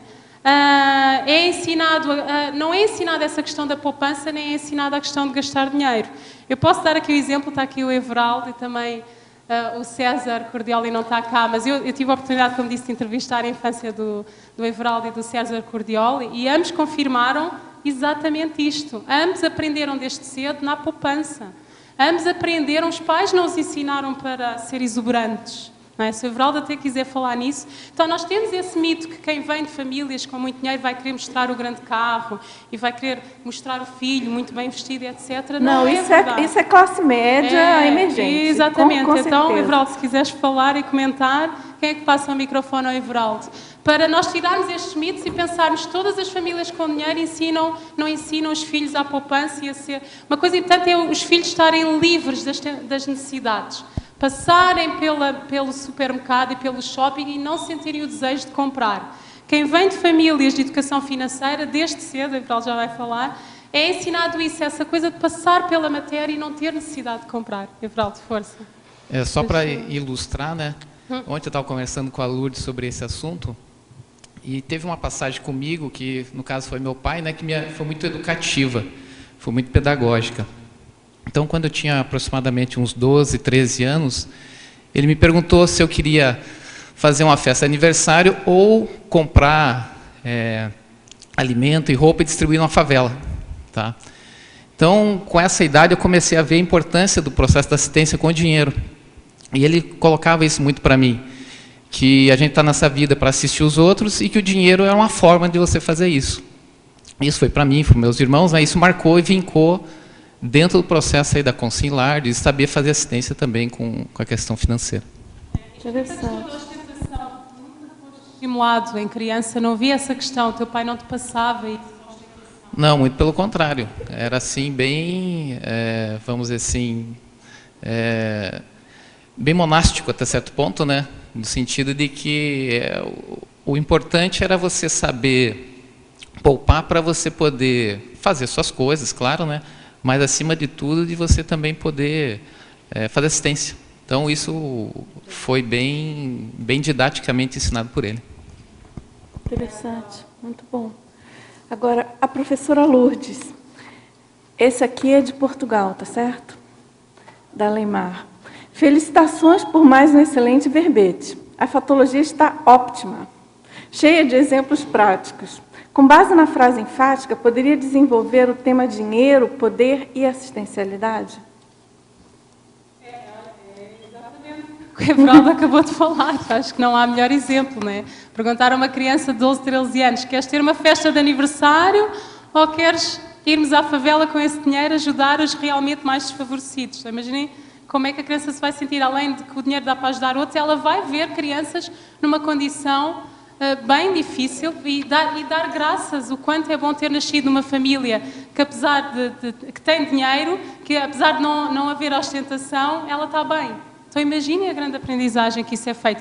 E essa liberdade é importante, a criança perceber que eu posso ter, mas lá por ter dinheiro não quer dizer que eu vá comprar. Então, por favor, não mintam aos filhos quando dizem aos filhos eu não te vou comprar isto porque não tenho dinheiro. Não mintam, digam a verdade. Eu não te vou comprar isto porque hoje faz anos esta semana. Estás de aniversário? Não. É Natal? Não. Então, porquê que havemos comprar mais uma boneca quando já tens tantas bonecas? É dizer a verdade, nós temos dinheiro sim, mas o dinheiro é para a comida, é para a casa, é para ajudar os outros. Não é quando tu já tens tantas calças ou tantos ténis para teres mais um par de calças ou de ténis. Então, ensinar isto à criança desde cedo, que há dinheiro, mas é para outras coisas. E em vez de estar a dizer não compramos porque não há dinheiro. Quando chegar o dia em que a criança percebe que o pai recebeu o salário, ela vai dizer, eu sei que tu recebeste o salário ontem, então tu podes-me comprar. Então é dizer a verdade desde cedo. Lourdes, tu poderia falar um pouquinho sobre a eliminação da síndrome do furão? Eu já te falei. Já me foi perguntado, é a questão da criança não haver acumulação, acumulação. É a síndrome do furão. Agora, a verbetógrafa, na página 3, terceira linha, você poderia comentar o efeito evolutivo do desapego material lúcido precoce? Muito bem. Então é assim, deixem-me ver o tempo, talvez hoje, se sentirem no fim do dia, no fim da tertúlia, que houve muita coisa que ficou por dizer, vale a pena ver a palestra que eu dei ontem pela Evolucim, mais tarde na net, que é a Educação Financeira na Infância, onde eu explico em detalhe o que é que se deve ensinar aos 2 anos de idade, aos 4 anos, aos 6, aos 8, aos 10, aos 12 anos de idade. Então, esta questão deve-se logo desde cedo, por exemplo, quando a criança tem 2 anos de idade, não criar necessidades desnecessárias. Então, algo tão simples quanto, se começam a dar doces à criança com 1 ano e tal de idade, ela vai habituar-se para o resto da vida que precisa de doces. Então, ela vai gastar muito mais dinheiro em doces, ela vai arranjar problemas dentários, vai ter mais tendência para a obesidade. Então, estudos mostram que os sabores que nós sentimos nos 3 primeiros anos de vida ficam para a vida inteira. E os pais conseguem controlar ali os 3 primeiros anos de vida. Depois é difícil, né? Controlar realmente a criança não receber doces e tal. Mas pelo menos os 3 primeiros anos de vida assegurar que os sabores vão ser saudáveis. Não é? E depois, outra coisa, habituar a criança aos 3, 4 anos de idade a não criar necessidades à criança. Se os pais estão sempre, toma lá mais uma boneca que é tão barata, toma lá mais um brinquedo que isto é tão barato, toma lá mais um rebuçado, uma bala, um rebuçado que é tão barato, em Portugal é rebuçado. Hoje temos dinheiro, então vamos tomar refrigerante todos os dias. Quando ele for adulto, ele vai ter muita tendência a tomar refrigerante todos os dias. Nós não precisamos, nem devemos tomar refrigerante todos os dias, não é? Nós devemos beber água à refeição. Então, se os pais desde cedo nós vamos beber água à refeição de segunda a sexta e ao sábado, ok, tomamos refrigerante. Então, ensinar à criança, isto eu falo aqui na fatologia, que há dias próprios para os presentes, há dias próprios para refrigerantes, para ocasiões especiais, e ela vai se habituando a estar simples, a viver de uma forma feliz, associar a felicidade, a estar bem com ela. Outra coisa sem cuidado é, cuidado quando forem a compras com as crianças, não associarem o prazer às compras. Então eu falo aqui, o ato de comprar na presença das crianças ser um ato sério. Porque se a mãe ou o pai vai dizer, vamos às compras ao shopping, é um momento de alegria irmos às compras. O que é que a criança aprende? Comprar dá prazer, dá felicidade. Quando ela for adulta, ela, para se sentir bem, ela tem que comprar. Agora, se os pais se lembrarem, isto não é fácil, isto é a autorreeducação dos pais. Nós vamos às compras, mas vamos seriamente. Então, nós levamos a lista e analisamos o que é que vamos comprar, vemos lá o arroz ou o feijão, ver qual é dentro do que gostamos, qual é o mais barato, ensinar a criança a escolher. O que é que ela aprende? Que o ato de comprar é um ato sério, não é um ato de felicidade. Então, ela desapega ao prazer da matéria. Isso é muito importante, não ensinar a criança a associar o comprar ao prazer. Querem dar prazer à criança? Deem-lhe abraços, deem beijinhos, leiam-lhe histórias. Ela aí vai associar o afeto ao prazer, vai associar os livros ao prazer e não o ato de comprar coisas ao prazer. Quer perguntar? Lourdes, aqui na página 2, em parafatologia, você fala as ideias inatas, isso está na 4ª linha, tá? As ideias inatas precoces, confirmadoras do perfil econômico-financeiro de retrovidas. Você acha que é possível identificar isso, de repente, na criança, já esse perfil, e o quanto, de repente, os pais poderiam já ajudar nessa educação, nessa reeducação do perfil financeiro ali da criança? Você acha que isso já é possível? Eu acho que sim. Por exemplo, é aquele caso daquelas crianças que ninguém as ensinou a poupar, mas elas já colocavam algum dinheiro de lado. De onde é que veio aquilo? Não é? Como é que ela coloca o dinheiro de lado, vai guardando dinheiro e ninguém lhes ensinou isso? É curioso, não é? Ou aquela criança que está numa família que adora comprar e a criança não sente essa necessidade de comprar. De onde é que isso vem? Não é? Então, só dá para perceber aí, quando não lhe é ensinado, ok, não há educação e, curiosamente, a criança já apresenta esses perfis. Que ela já manifesta, né? Já está presente. Exatamente. Nela, né? Aí às vezes tem que ter cuidado em não entrar no extremo. Imagina que a família já educa para a poupança, a criança já é poupada. Se não temos cuidado, ela vira extremamente poupada, onde nem vai mais tarde. Por exemplo, há adultos que estão poupados que não viajam para não gastar dinheiro. Não é? Não vão. O grande amigo, o melhor amigo faz anos, está de aniversário, e ele não gasta dinheiro num presente. É tão poupado, que acha que vai ser desperdício oferecer um mimo energético ao amigo. Não, o amigo é um grande amigo, ele sabe que ele não precisa de lhe dar um presente. Então aqui temos de ter cuidado com os extremos, que é a questão da assistência, dar mimos energéticos, etc. Tá. Só mais uma, aproveitando aqui na 3ª página, você fala assim, a eliminação precoce, isso é a 3ª linha, eliminação precoce do trinômio, fragilidade, carências, dependências. Você pode explorar um pouquinho isso para a gente? É isso mesmo. Então, é a tal questão, fragilidade, carências, dependências. Então, a criança, isto é uma coisa que é importante, a criança, ou seja, nós, quando somos crianças, os adultos falamos da criança como se fosse uma coisa distante. Esquecemos, nós fomos crianças e vamos ser na próxima vida. Então, o que acontece? Quando nós nascemos, nós somos, por natureza, altamente carentes. de atenção e de energias, não é? Então a criança, eu tinha uma professora universitária que ela dizia que a criança é uma máquina carente de atenção. Então ela precisa dessa atenção. O que é que acontece? Se os pais, imaginem, têm que trabalhar muito, e trabalham, isso é bom, não é? Têm que trabalhar, estão a sustentar a família. E nós temos uma indústria toda que cria ideias erradas, um marketing, que uma boa mãe, um bom pai, é aquele que dá tudo o que o filho pede. Não é? Isto é criado do marketing. Até o César Cordiola estava a dizer, na entrevista que eu lhe fiz, muito interessante, que há uma máxima do marketing que é criar necessidades onde elas não existem. Isso é uma máxima do marketing. É curioso. Das grandes famílias, às vezes financeiras, aqui claro que entra a corrupção, criam necessidades nos outros, mas os próprios filhos, sei lá, têm shoppings, etc., mas os próprios filhos passam no shopping e não sentem necessidade de comprar. Então eles são logo treinados a não ter necessidades, mas criam necessidades nos outros.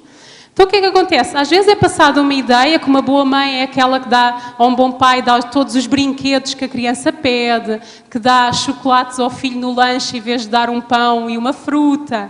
Então, se a mãe se sente, imaginem, culpada, e aqui temos que ter cuidado com a culpa, temos que eliminar a culpa, mas se a mãe se sente culpada ao pai, de estar pouco tempo com a criança, e vai cometer o erro de quando está com ela lhe dar objetos, não é, brinquedos, ou lhe dar doces, a criança vai associar que para compensar as carências ela tem que ter bens materiais ou comida.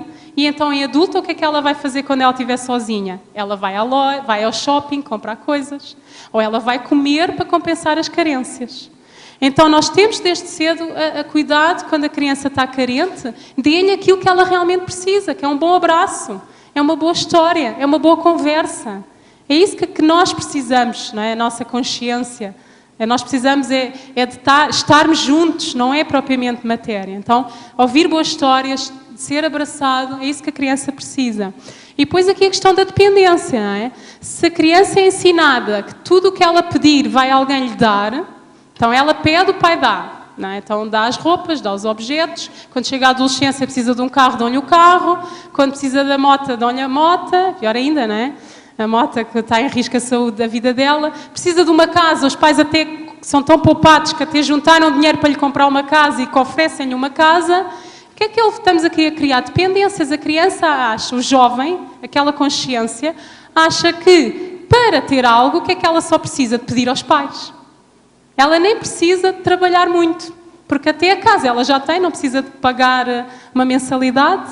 Curiosamente, as famílias que já vêm de educações financeiras precoces às veras gerações, eles até têm dinheiro para dar a casa aos filhos, mas dizem, não, tu vais comprar a casa, tu vais ou juntar dinheiro, saber a dificuldade que é juntar dinheiro para comprar a casa, ou vais saber a dificuldade que é pedir empréstimo ao banco e depois estar a pagar aquela mensalidade, que é para um dia mais tarde dares valor à herança.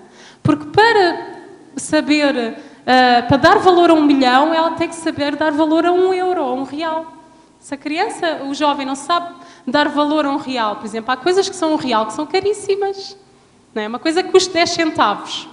Se estiver à venda por 1 real, aquilo é caríssimo. Não é o facto de ser, do preço ser barato que quer dizer que esteja barato. Ela pode ser cara. Então, ensinar isto à criança, por exemplo, este exercício, olha, já viste aquela coisa que custa 50 centavos, está à venda por 2 reais. Explicar. E aí são valores pequenos que ela consegue rapidamente perceber o quanto realmente aquilo está caro. Então, ensinar à criança desde cedo, porque ela um dia vai ser adulto, ela não estar dependente dos pais para lhe darem as coisas materiais. Ou dos pais ou de outros, porque, por exemplo, também há aquela cultura para a filha, não é? Que a filha tem que arranjar um bom marido, não é? A função dela é arranjar um bom homem que a vá sustentar.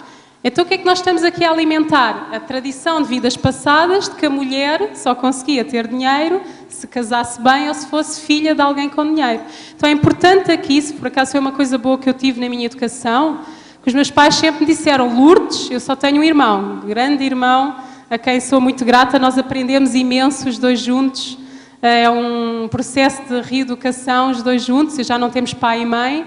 Então ficámos, eu perdi o meu pai, ou seja, o meu pai disse-me quando eu tinha 17 anos, mas ele sempre me educou no sentido, Lourdes, é bom tu criares uma família, mas aconteça o que acontecer, tu tens que saber sobreviver, ele não falava em viver, sozinha. Então tu tens que saber ser independente. Ele era educado assim, tu tens que saber, né? Ou seja, eu era educada como homem. Ou seja, não era como homem, como igualdade, como consciência. Não, então tem que ser cuidado, que às vezes educa-se o rapaz para as finanças, mas a moça não é educada financeiramente. Eu, com 9 anos de idade, eu ia vender na feira no meio dos ciganos. Não sei se está ali a Anália Maia, mas já tinha contado na tertúlia dela. Então, se era cosmoético, pois é relativo, não é? Isso aí entrávamos noutra discussão. Mas que eu ia vender com 9 anos de idade e que foi uma aprendizagem enorme, foi. Eu aprendi, imaginem, eu perceber, não é, que era possível vender, não é? Com 9 anos de idade. E é curioso que eu entregava o dinheiro aos pais, todo. E nem me passava pela cabeça, aqui vê-se a questão da cosmoética, tirar nem que fosse, na altura era em contos, um conto de réis, não é? Que seria 5 euros ou 15 reais, que era o valor mais baixo. Não, isso não, era uma coisa que nem me passava pela cabeça. Eu entregava o dinheiro integral com muito orgulho, não é? Eu hoje consegui vender tanto e ajudar para a família. Então, esta questão da independência é muito importante, e atenção às moças, não é? Ensinem as filhas como, não é? Aquela versão, ser homem e mulher. Então é a mesma coisa para a moça, não é? Tens que ser homem na parte das finanças. Muito bem. Você quer perguntar? Aqui na parte de mitologia, você pode falar um pouco mais sobre o mito da inocência infantil, por favor? Essa questão, coitadinho, a criança, isso acontece muito com os avós, não é? Que não, às vezes passaram muitas dificuldades, passaram fome séria, e agora, não é, os doces eram caríssimos. Eu lembro da minha mãe falar que ela não havia açúcar sequer. Estamos a falar em 1940. Não havia sequer o açúcar. E eu lembro-me de ter 5, 10 anos de idade, eu querer um bolo e os bolos ainda serem caros. Eu lembro-me, quando eles começaram a ficar mais baratos, foi mais ou menos por volta dos 13 anos de idade. Hoje é baratíssimo comprarmos um bolo. Está muito aquela coisa, coitadinha, ele precisa dos doces, não é? Então, tratarmos a criança como se ele não soubesse nada da vida. Não é? Então, nós temos que lembrar, se houve crianças com 5 anos, se os nossos pais, os nossos avós, por exemplo, o meu pai, ele com 7 anos de idade, ele era pastor responsável, sozinho, por 100 ovelhas. Imaginem, uma criança de 7 anos de idade era cosmoético, isso é outra questão. Mas a verdade é que uma consciência de 7 anos de idade conseguia tomar conta de 100 ovelhas sozinho lá na montanha. Impressionante. Não vamos pôr as nossas crianças agora a fazerem isso, não é? Essa exploração infantil, não é essa a ideia.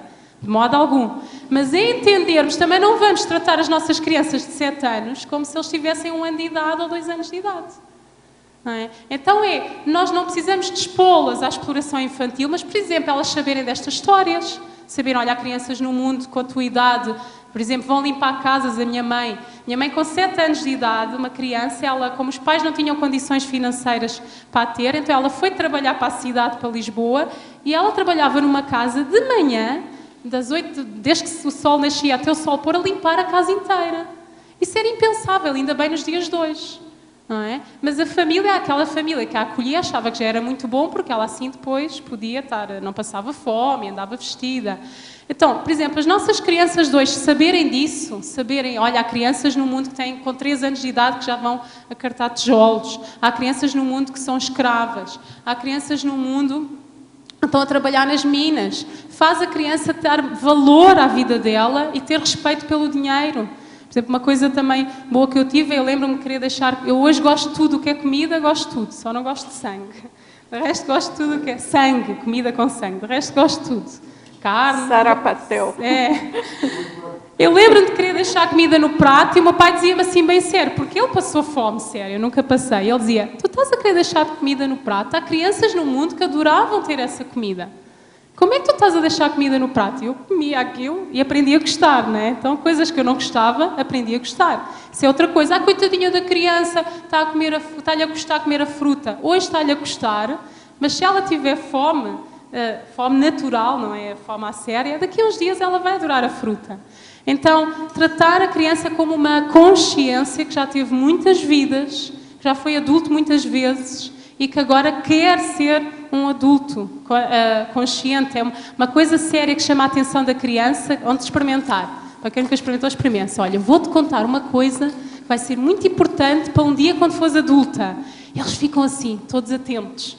É muito engraçado. Eles ligam as antenas e as para-antenas para ouvir com muita atenção o que nós vamos dizer. E se nós dissermos assim, olha, há adultos que estão bem e fazem isto, isto e isto, e há adultos que estão mal e porque fizeram isto, isto e isto, ela toma muita atenção, porque ela quer ser um adulto que se vai dar bem. Então experimentem. Agora tem uma pergunta aqui genérica. Ele diz assim: perto da minha casa mora uma jovem senhora viúva cujo marido se enforcou. No caso de uma aproximação entre nós, quais seriam os cuidados que deveria ter com relação à assimilação de energias e, se possível, atares? E aí ele comenta: é uma família de católicos praticantes, o filho tem pretensão em se tornar seminarista. Olha, eu penso que uma coisa interessante, em primeiro lugar, né, você não detalhou muito o caso, a gente não tem assim muitos dados, além dessa questão aí crítica do enforcamento. Primeira coisa, eu acho que você não deve ter uma postura de medo com relação ao fato. E também, é claro, essa questão de aproximação, de fazer atares, você precisa cuidar para ver o momento da pessoa, de não se arvorar a falar das coisas da conscienciologia num momento que pode ser que não seja o ideal. Mas é lógico, claro, mexer com as energias, fazer estado vibracional antes, durante e depois. A gente não sabe, depois se quiser comentar, viu, pessoal presente, Everaldo também, Zé Picões, a gente não sabe se você é tenepsista, né? Eu indicaria que você procurasse, encaminhasse essa pessoa para um pedido de TENEPS. Tem as instituições, o IPC, a própria Ectolab, tem também, Hernandes? Depois você fala e dá as dicas.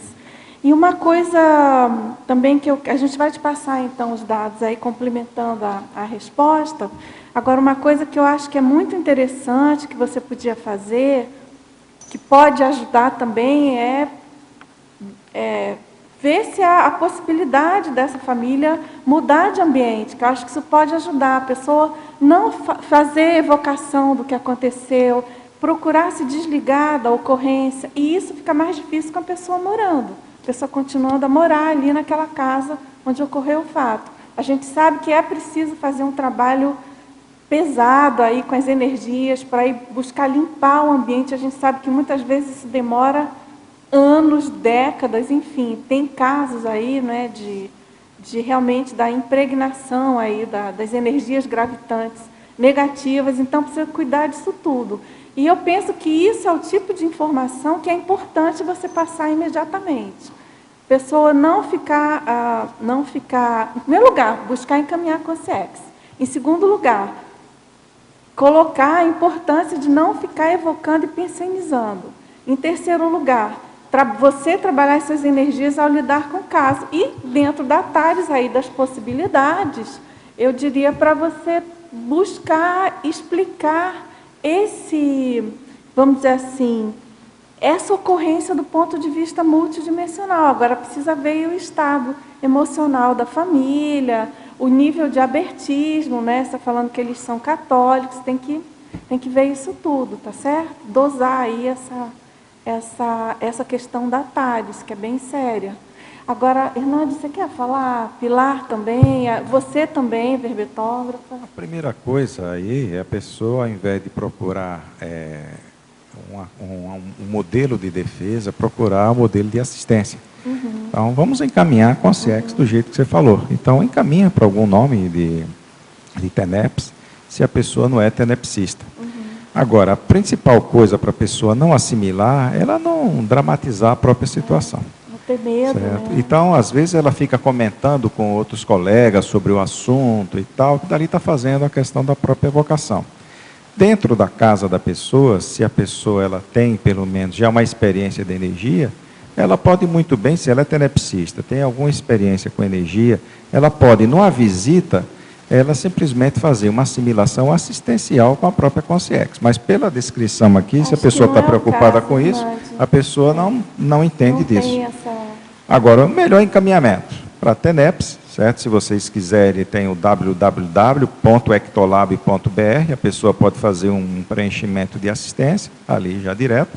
Também tem aí o site de todas as ICs, que também faz assistência, o IC, CAEC, PC, a CIP, faz assistência nesse nível. E você, o mais importante é você começar a estudar essa parte de desenvolvimento energético assistencial. Porque você esperar uma pessoa que está procurando se tornar seminarista, ela querer um esclarecimento desse, quem sabe começar o esclarecimento por você, para você se tornar um epicentro assistencial. Eu posso comentar no sentido dos direitos da defesa das crianças.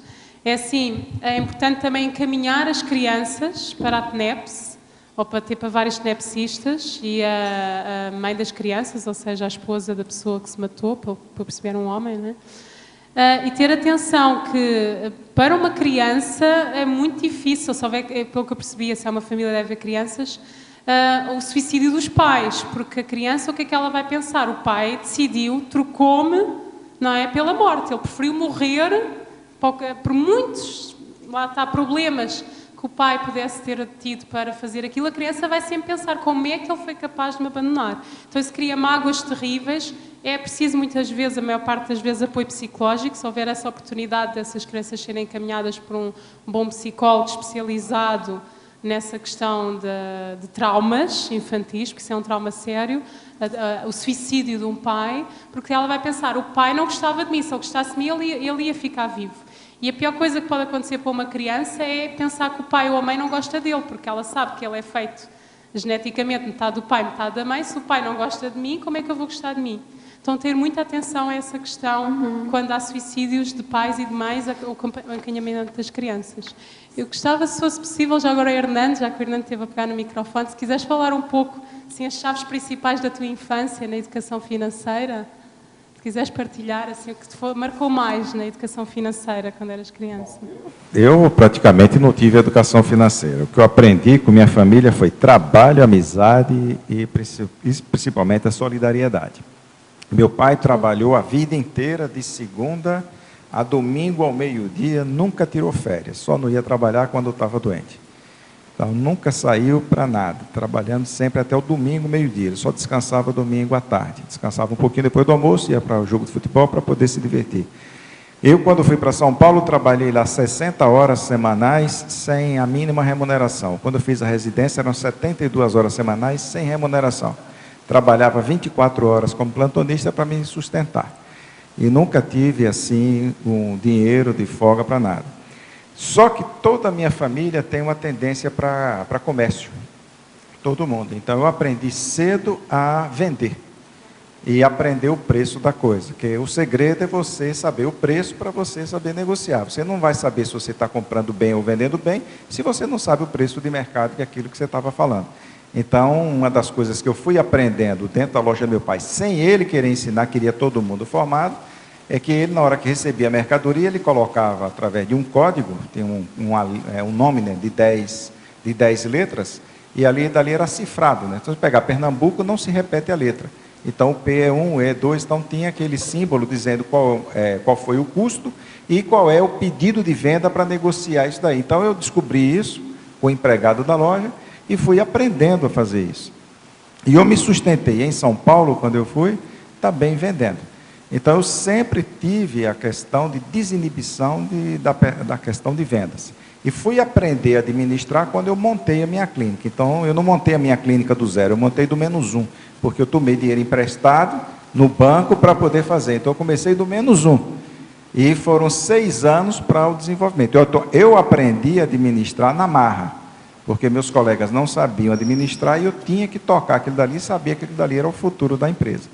Então, agora, a questão da solidariedade e a questão da amizade, o que eu aprendi no Nordeste é uma coisa impressionante. Meu pai mesmo, quando ficou doente, praticamente nós tivemos que vender quase tudo para poder tratar dele. Quando ele voltou, os amigos que ele ajudou a construir, a se desenvolver no comércio, estavam fazendo uma vaquinha para comprar um carro 0 km para dar de presente a meu pai.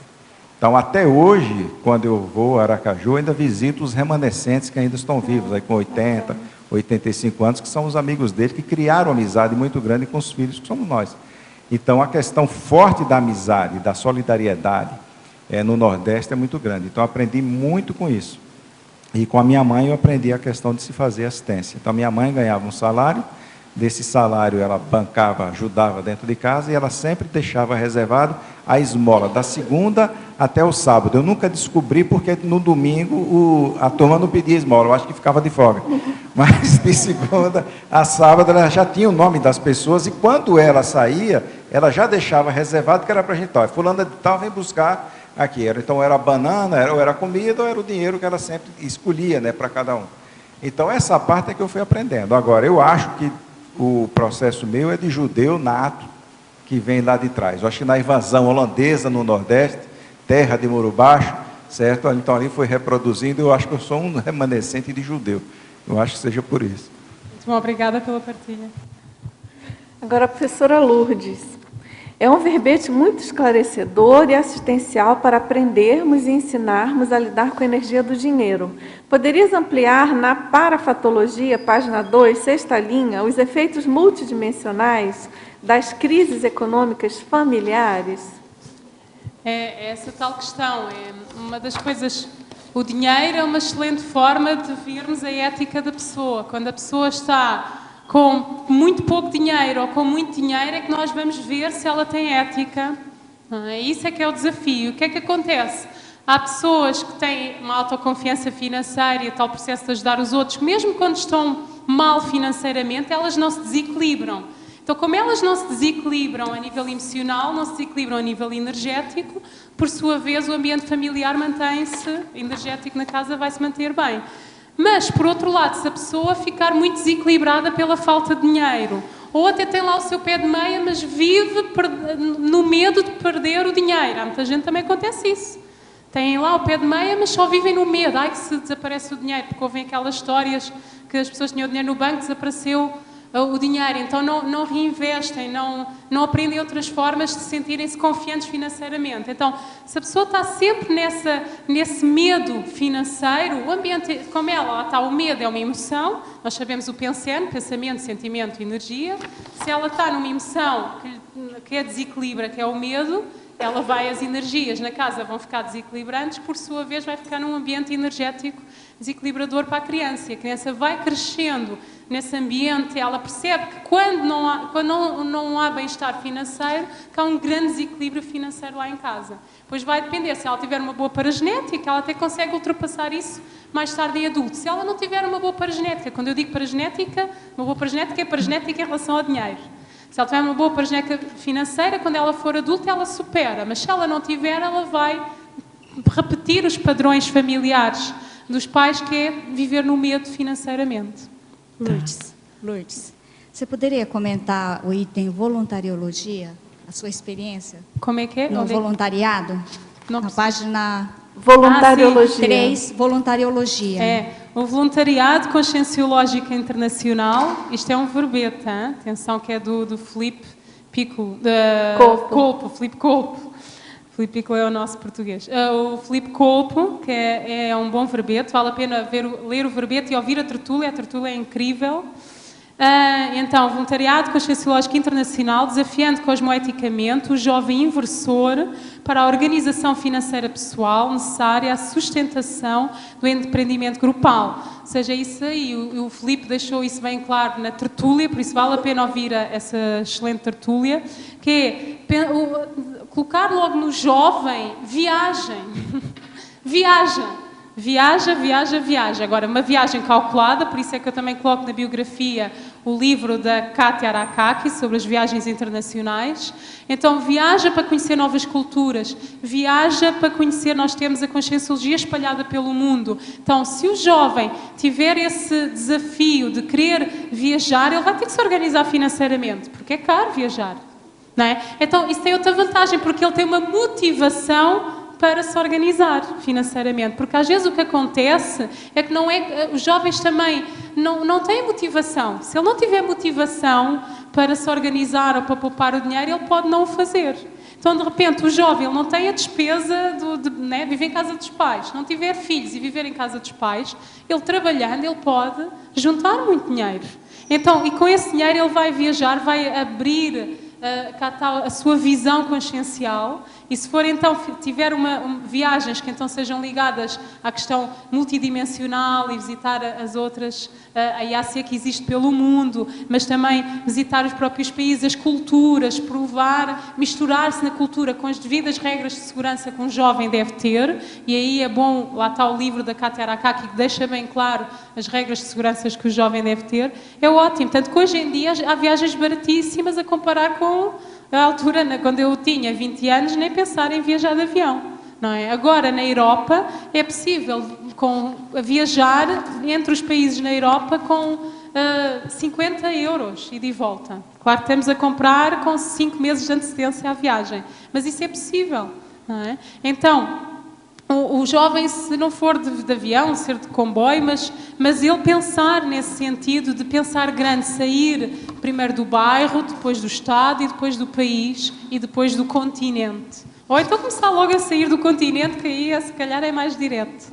Não é? Lourdes. Que você está vindo de Portugal, você está dando palestras, cursos. Está sendo ótimo. Assim, eu vim, como eu disse, eu conheci a Conscienciologia em 1995. O Alexandre conheceu em 1994, então eu tinha 18 anos.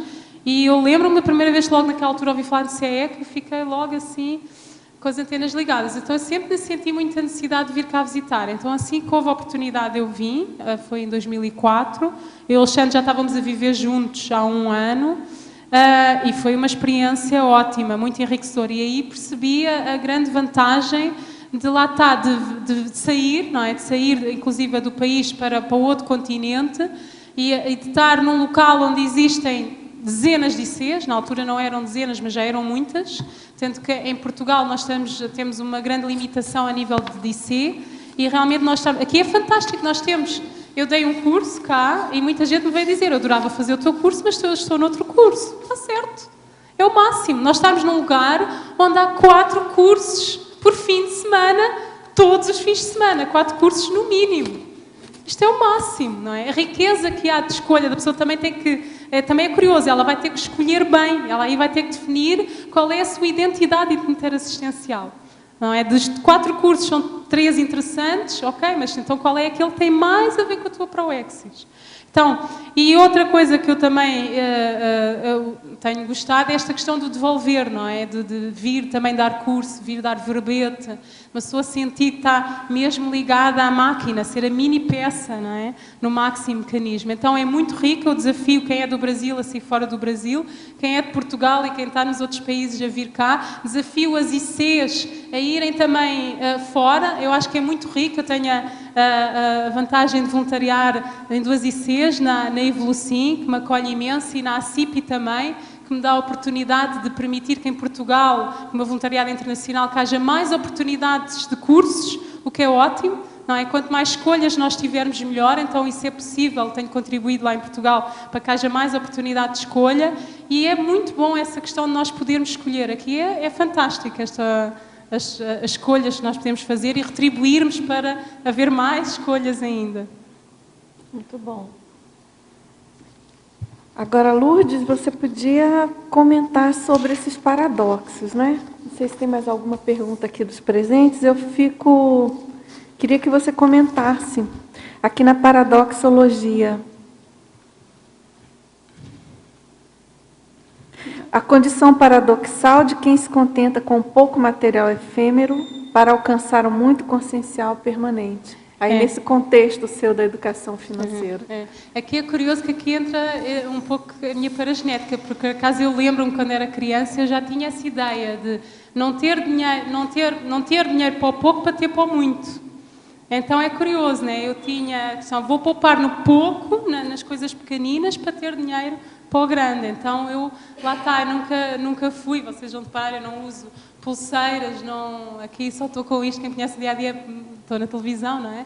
Então lá está, um colarzinho, mas não uso no dia-a-dia. Então, haver esta liberdade de poupar nas coisas do dia-a-dia e que para me permite, então, juntar dinheiro, por exemplo, para viajar, não é? Então, são questão de escolhas. E então, lá está, a pessoa vai aprender a viver no pouco, material no dia-a-dia, não quer dizer com isto ser miséria, não estamos a falar da pessoa passar fome, nem de andar roto, não é essa a ideia, Mas lá está, saber aquilo que ela precisa no dia-a-dia, comprar barato também. Eu, por exemplo, eu tenho um hábito que eu só compro na promoção, ponto final. Eu não vou às compras comprar roupa. Quando há promoções, então é a altura da Lourdes, está a dedicar um dia para ir comprar roupa. E só compro o que está na promoção. Compro coisas de qualidade baratas. Lá está, não é comprar de má qualidade. Então eu compro coisas de qualidade baratas. E lá está, isso permite-nos então ter mais liberdade, também não estamos tão ligadas às coisas matérias e ter liberdade para fazer outras coisas. Eu gostaria já agora de apresentar aqui alguns outros livros. Então temos este aqui que é sobre filosofia, que é o trabalho e o dinheiro para as crianças, explica a história do trabalho, a questão do dinheiro.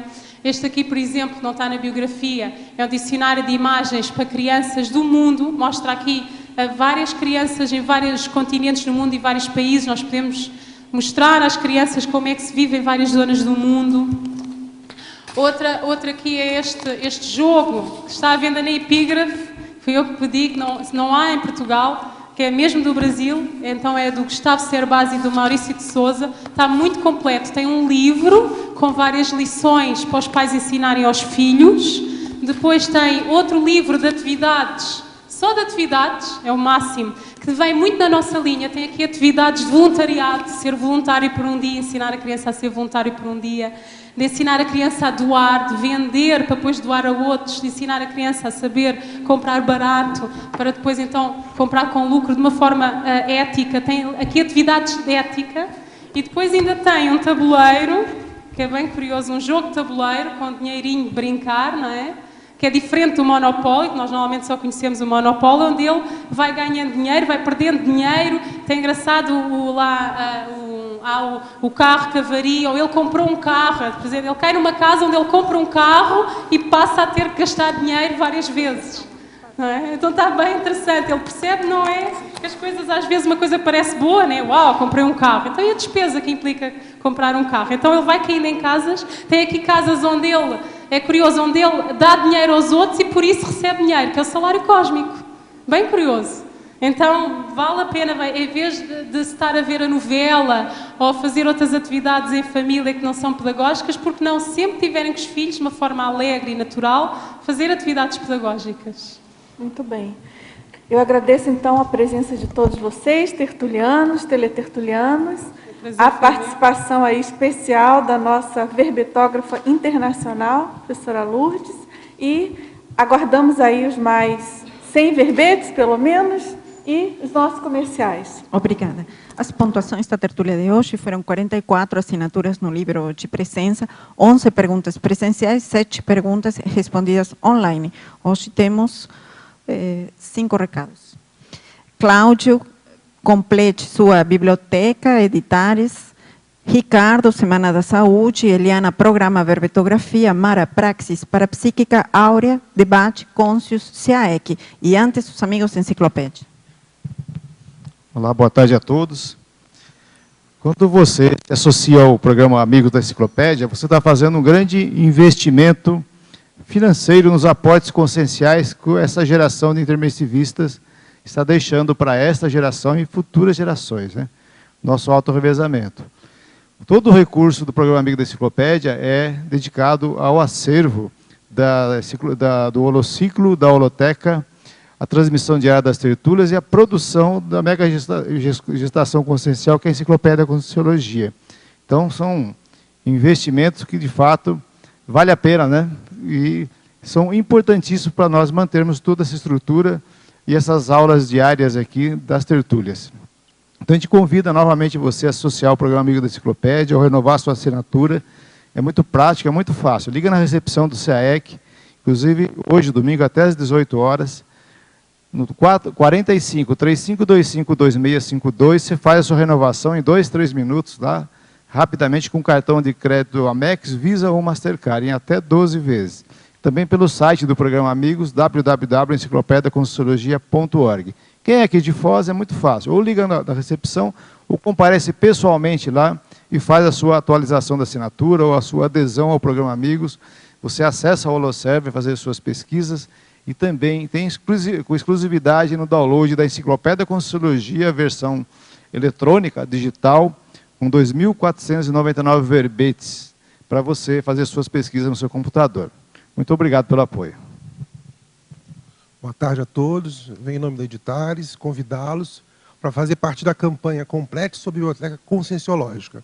Geralmente as pessoas falam em ser da Conscienciologia. Ser da Conscienciologia é ser pesquisador da Conscienciologia. E para ser pesquisador é preciso ler os nossos próprios autores, né?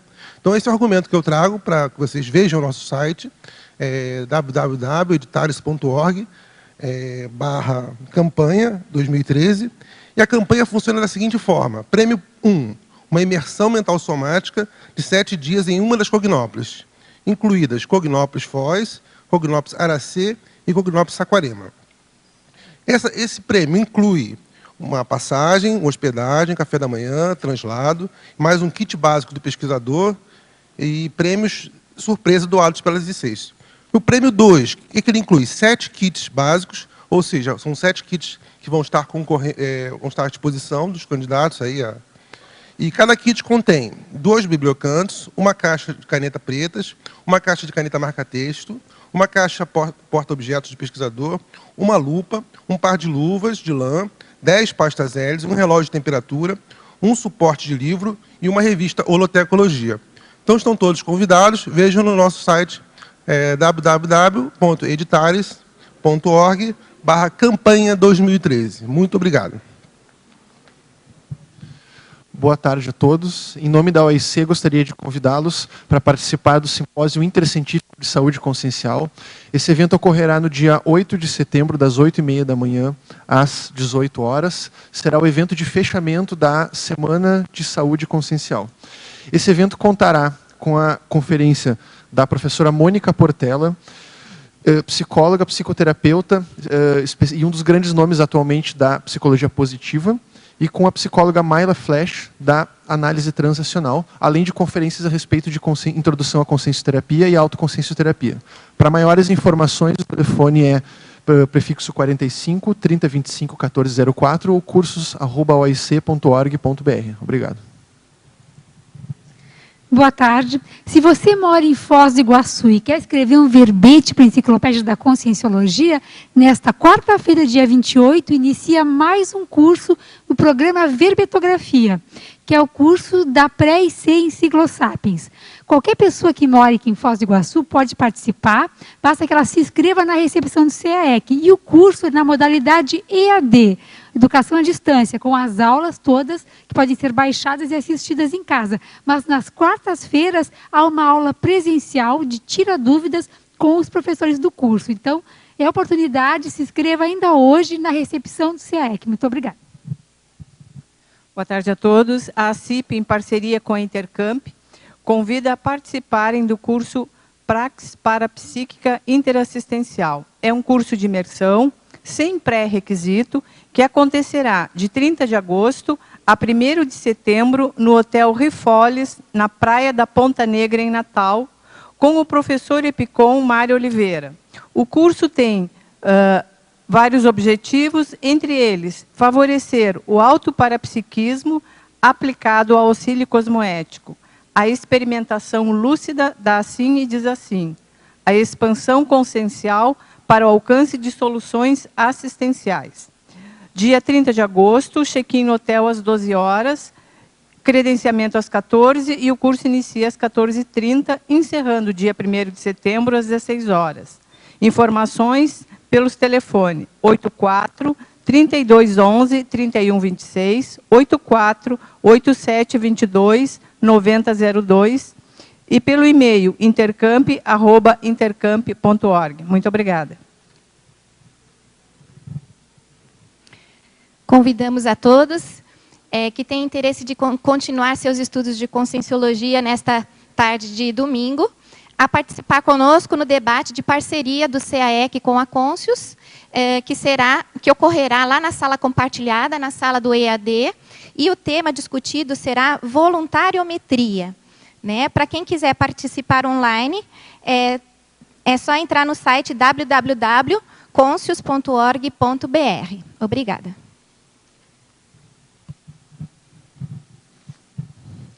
O verbete da manhã é acurácia consciencial, especialidade autopesquisologia, autora professora Etsuko Onishi. Obrigada e boa tarde a todos.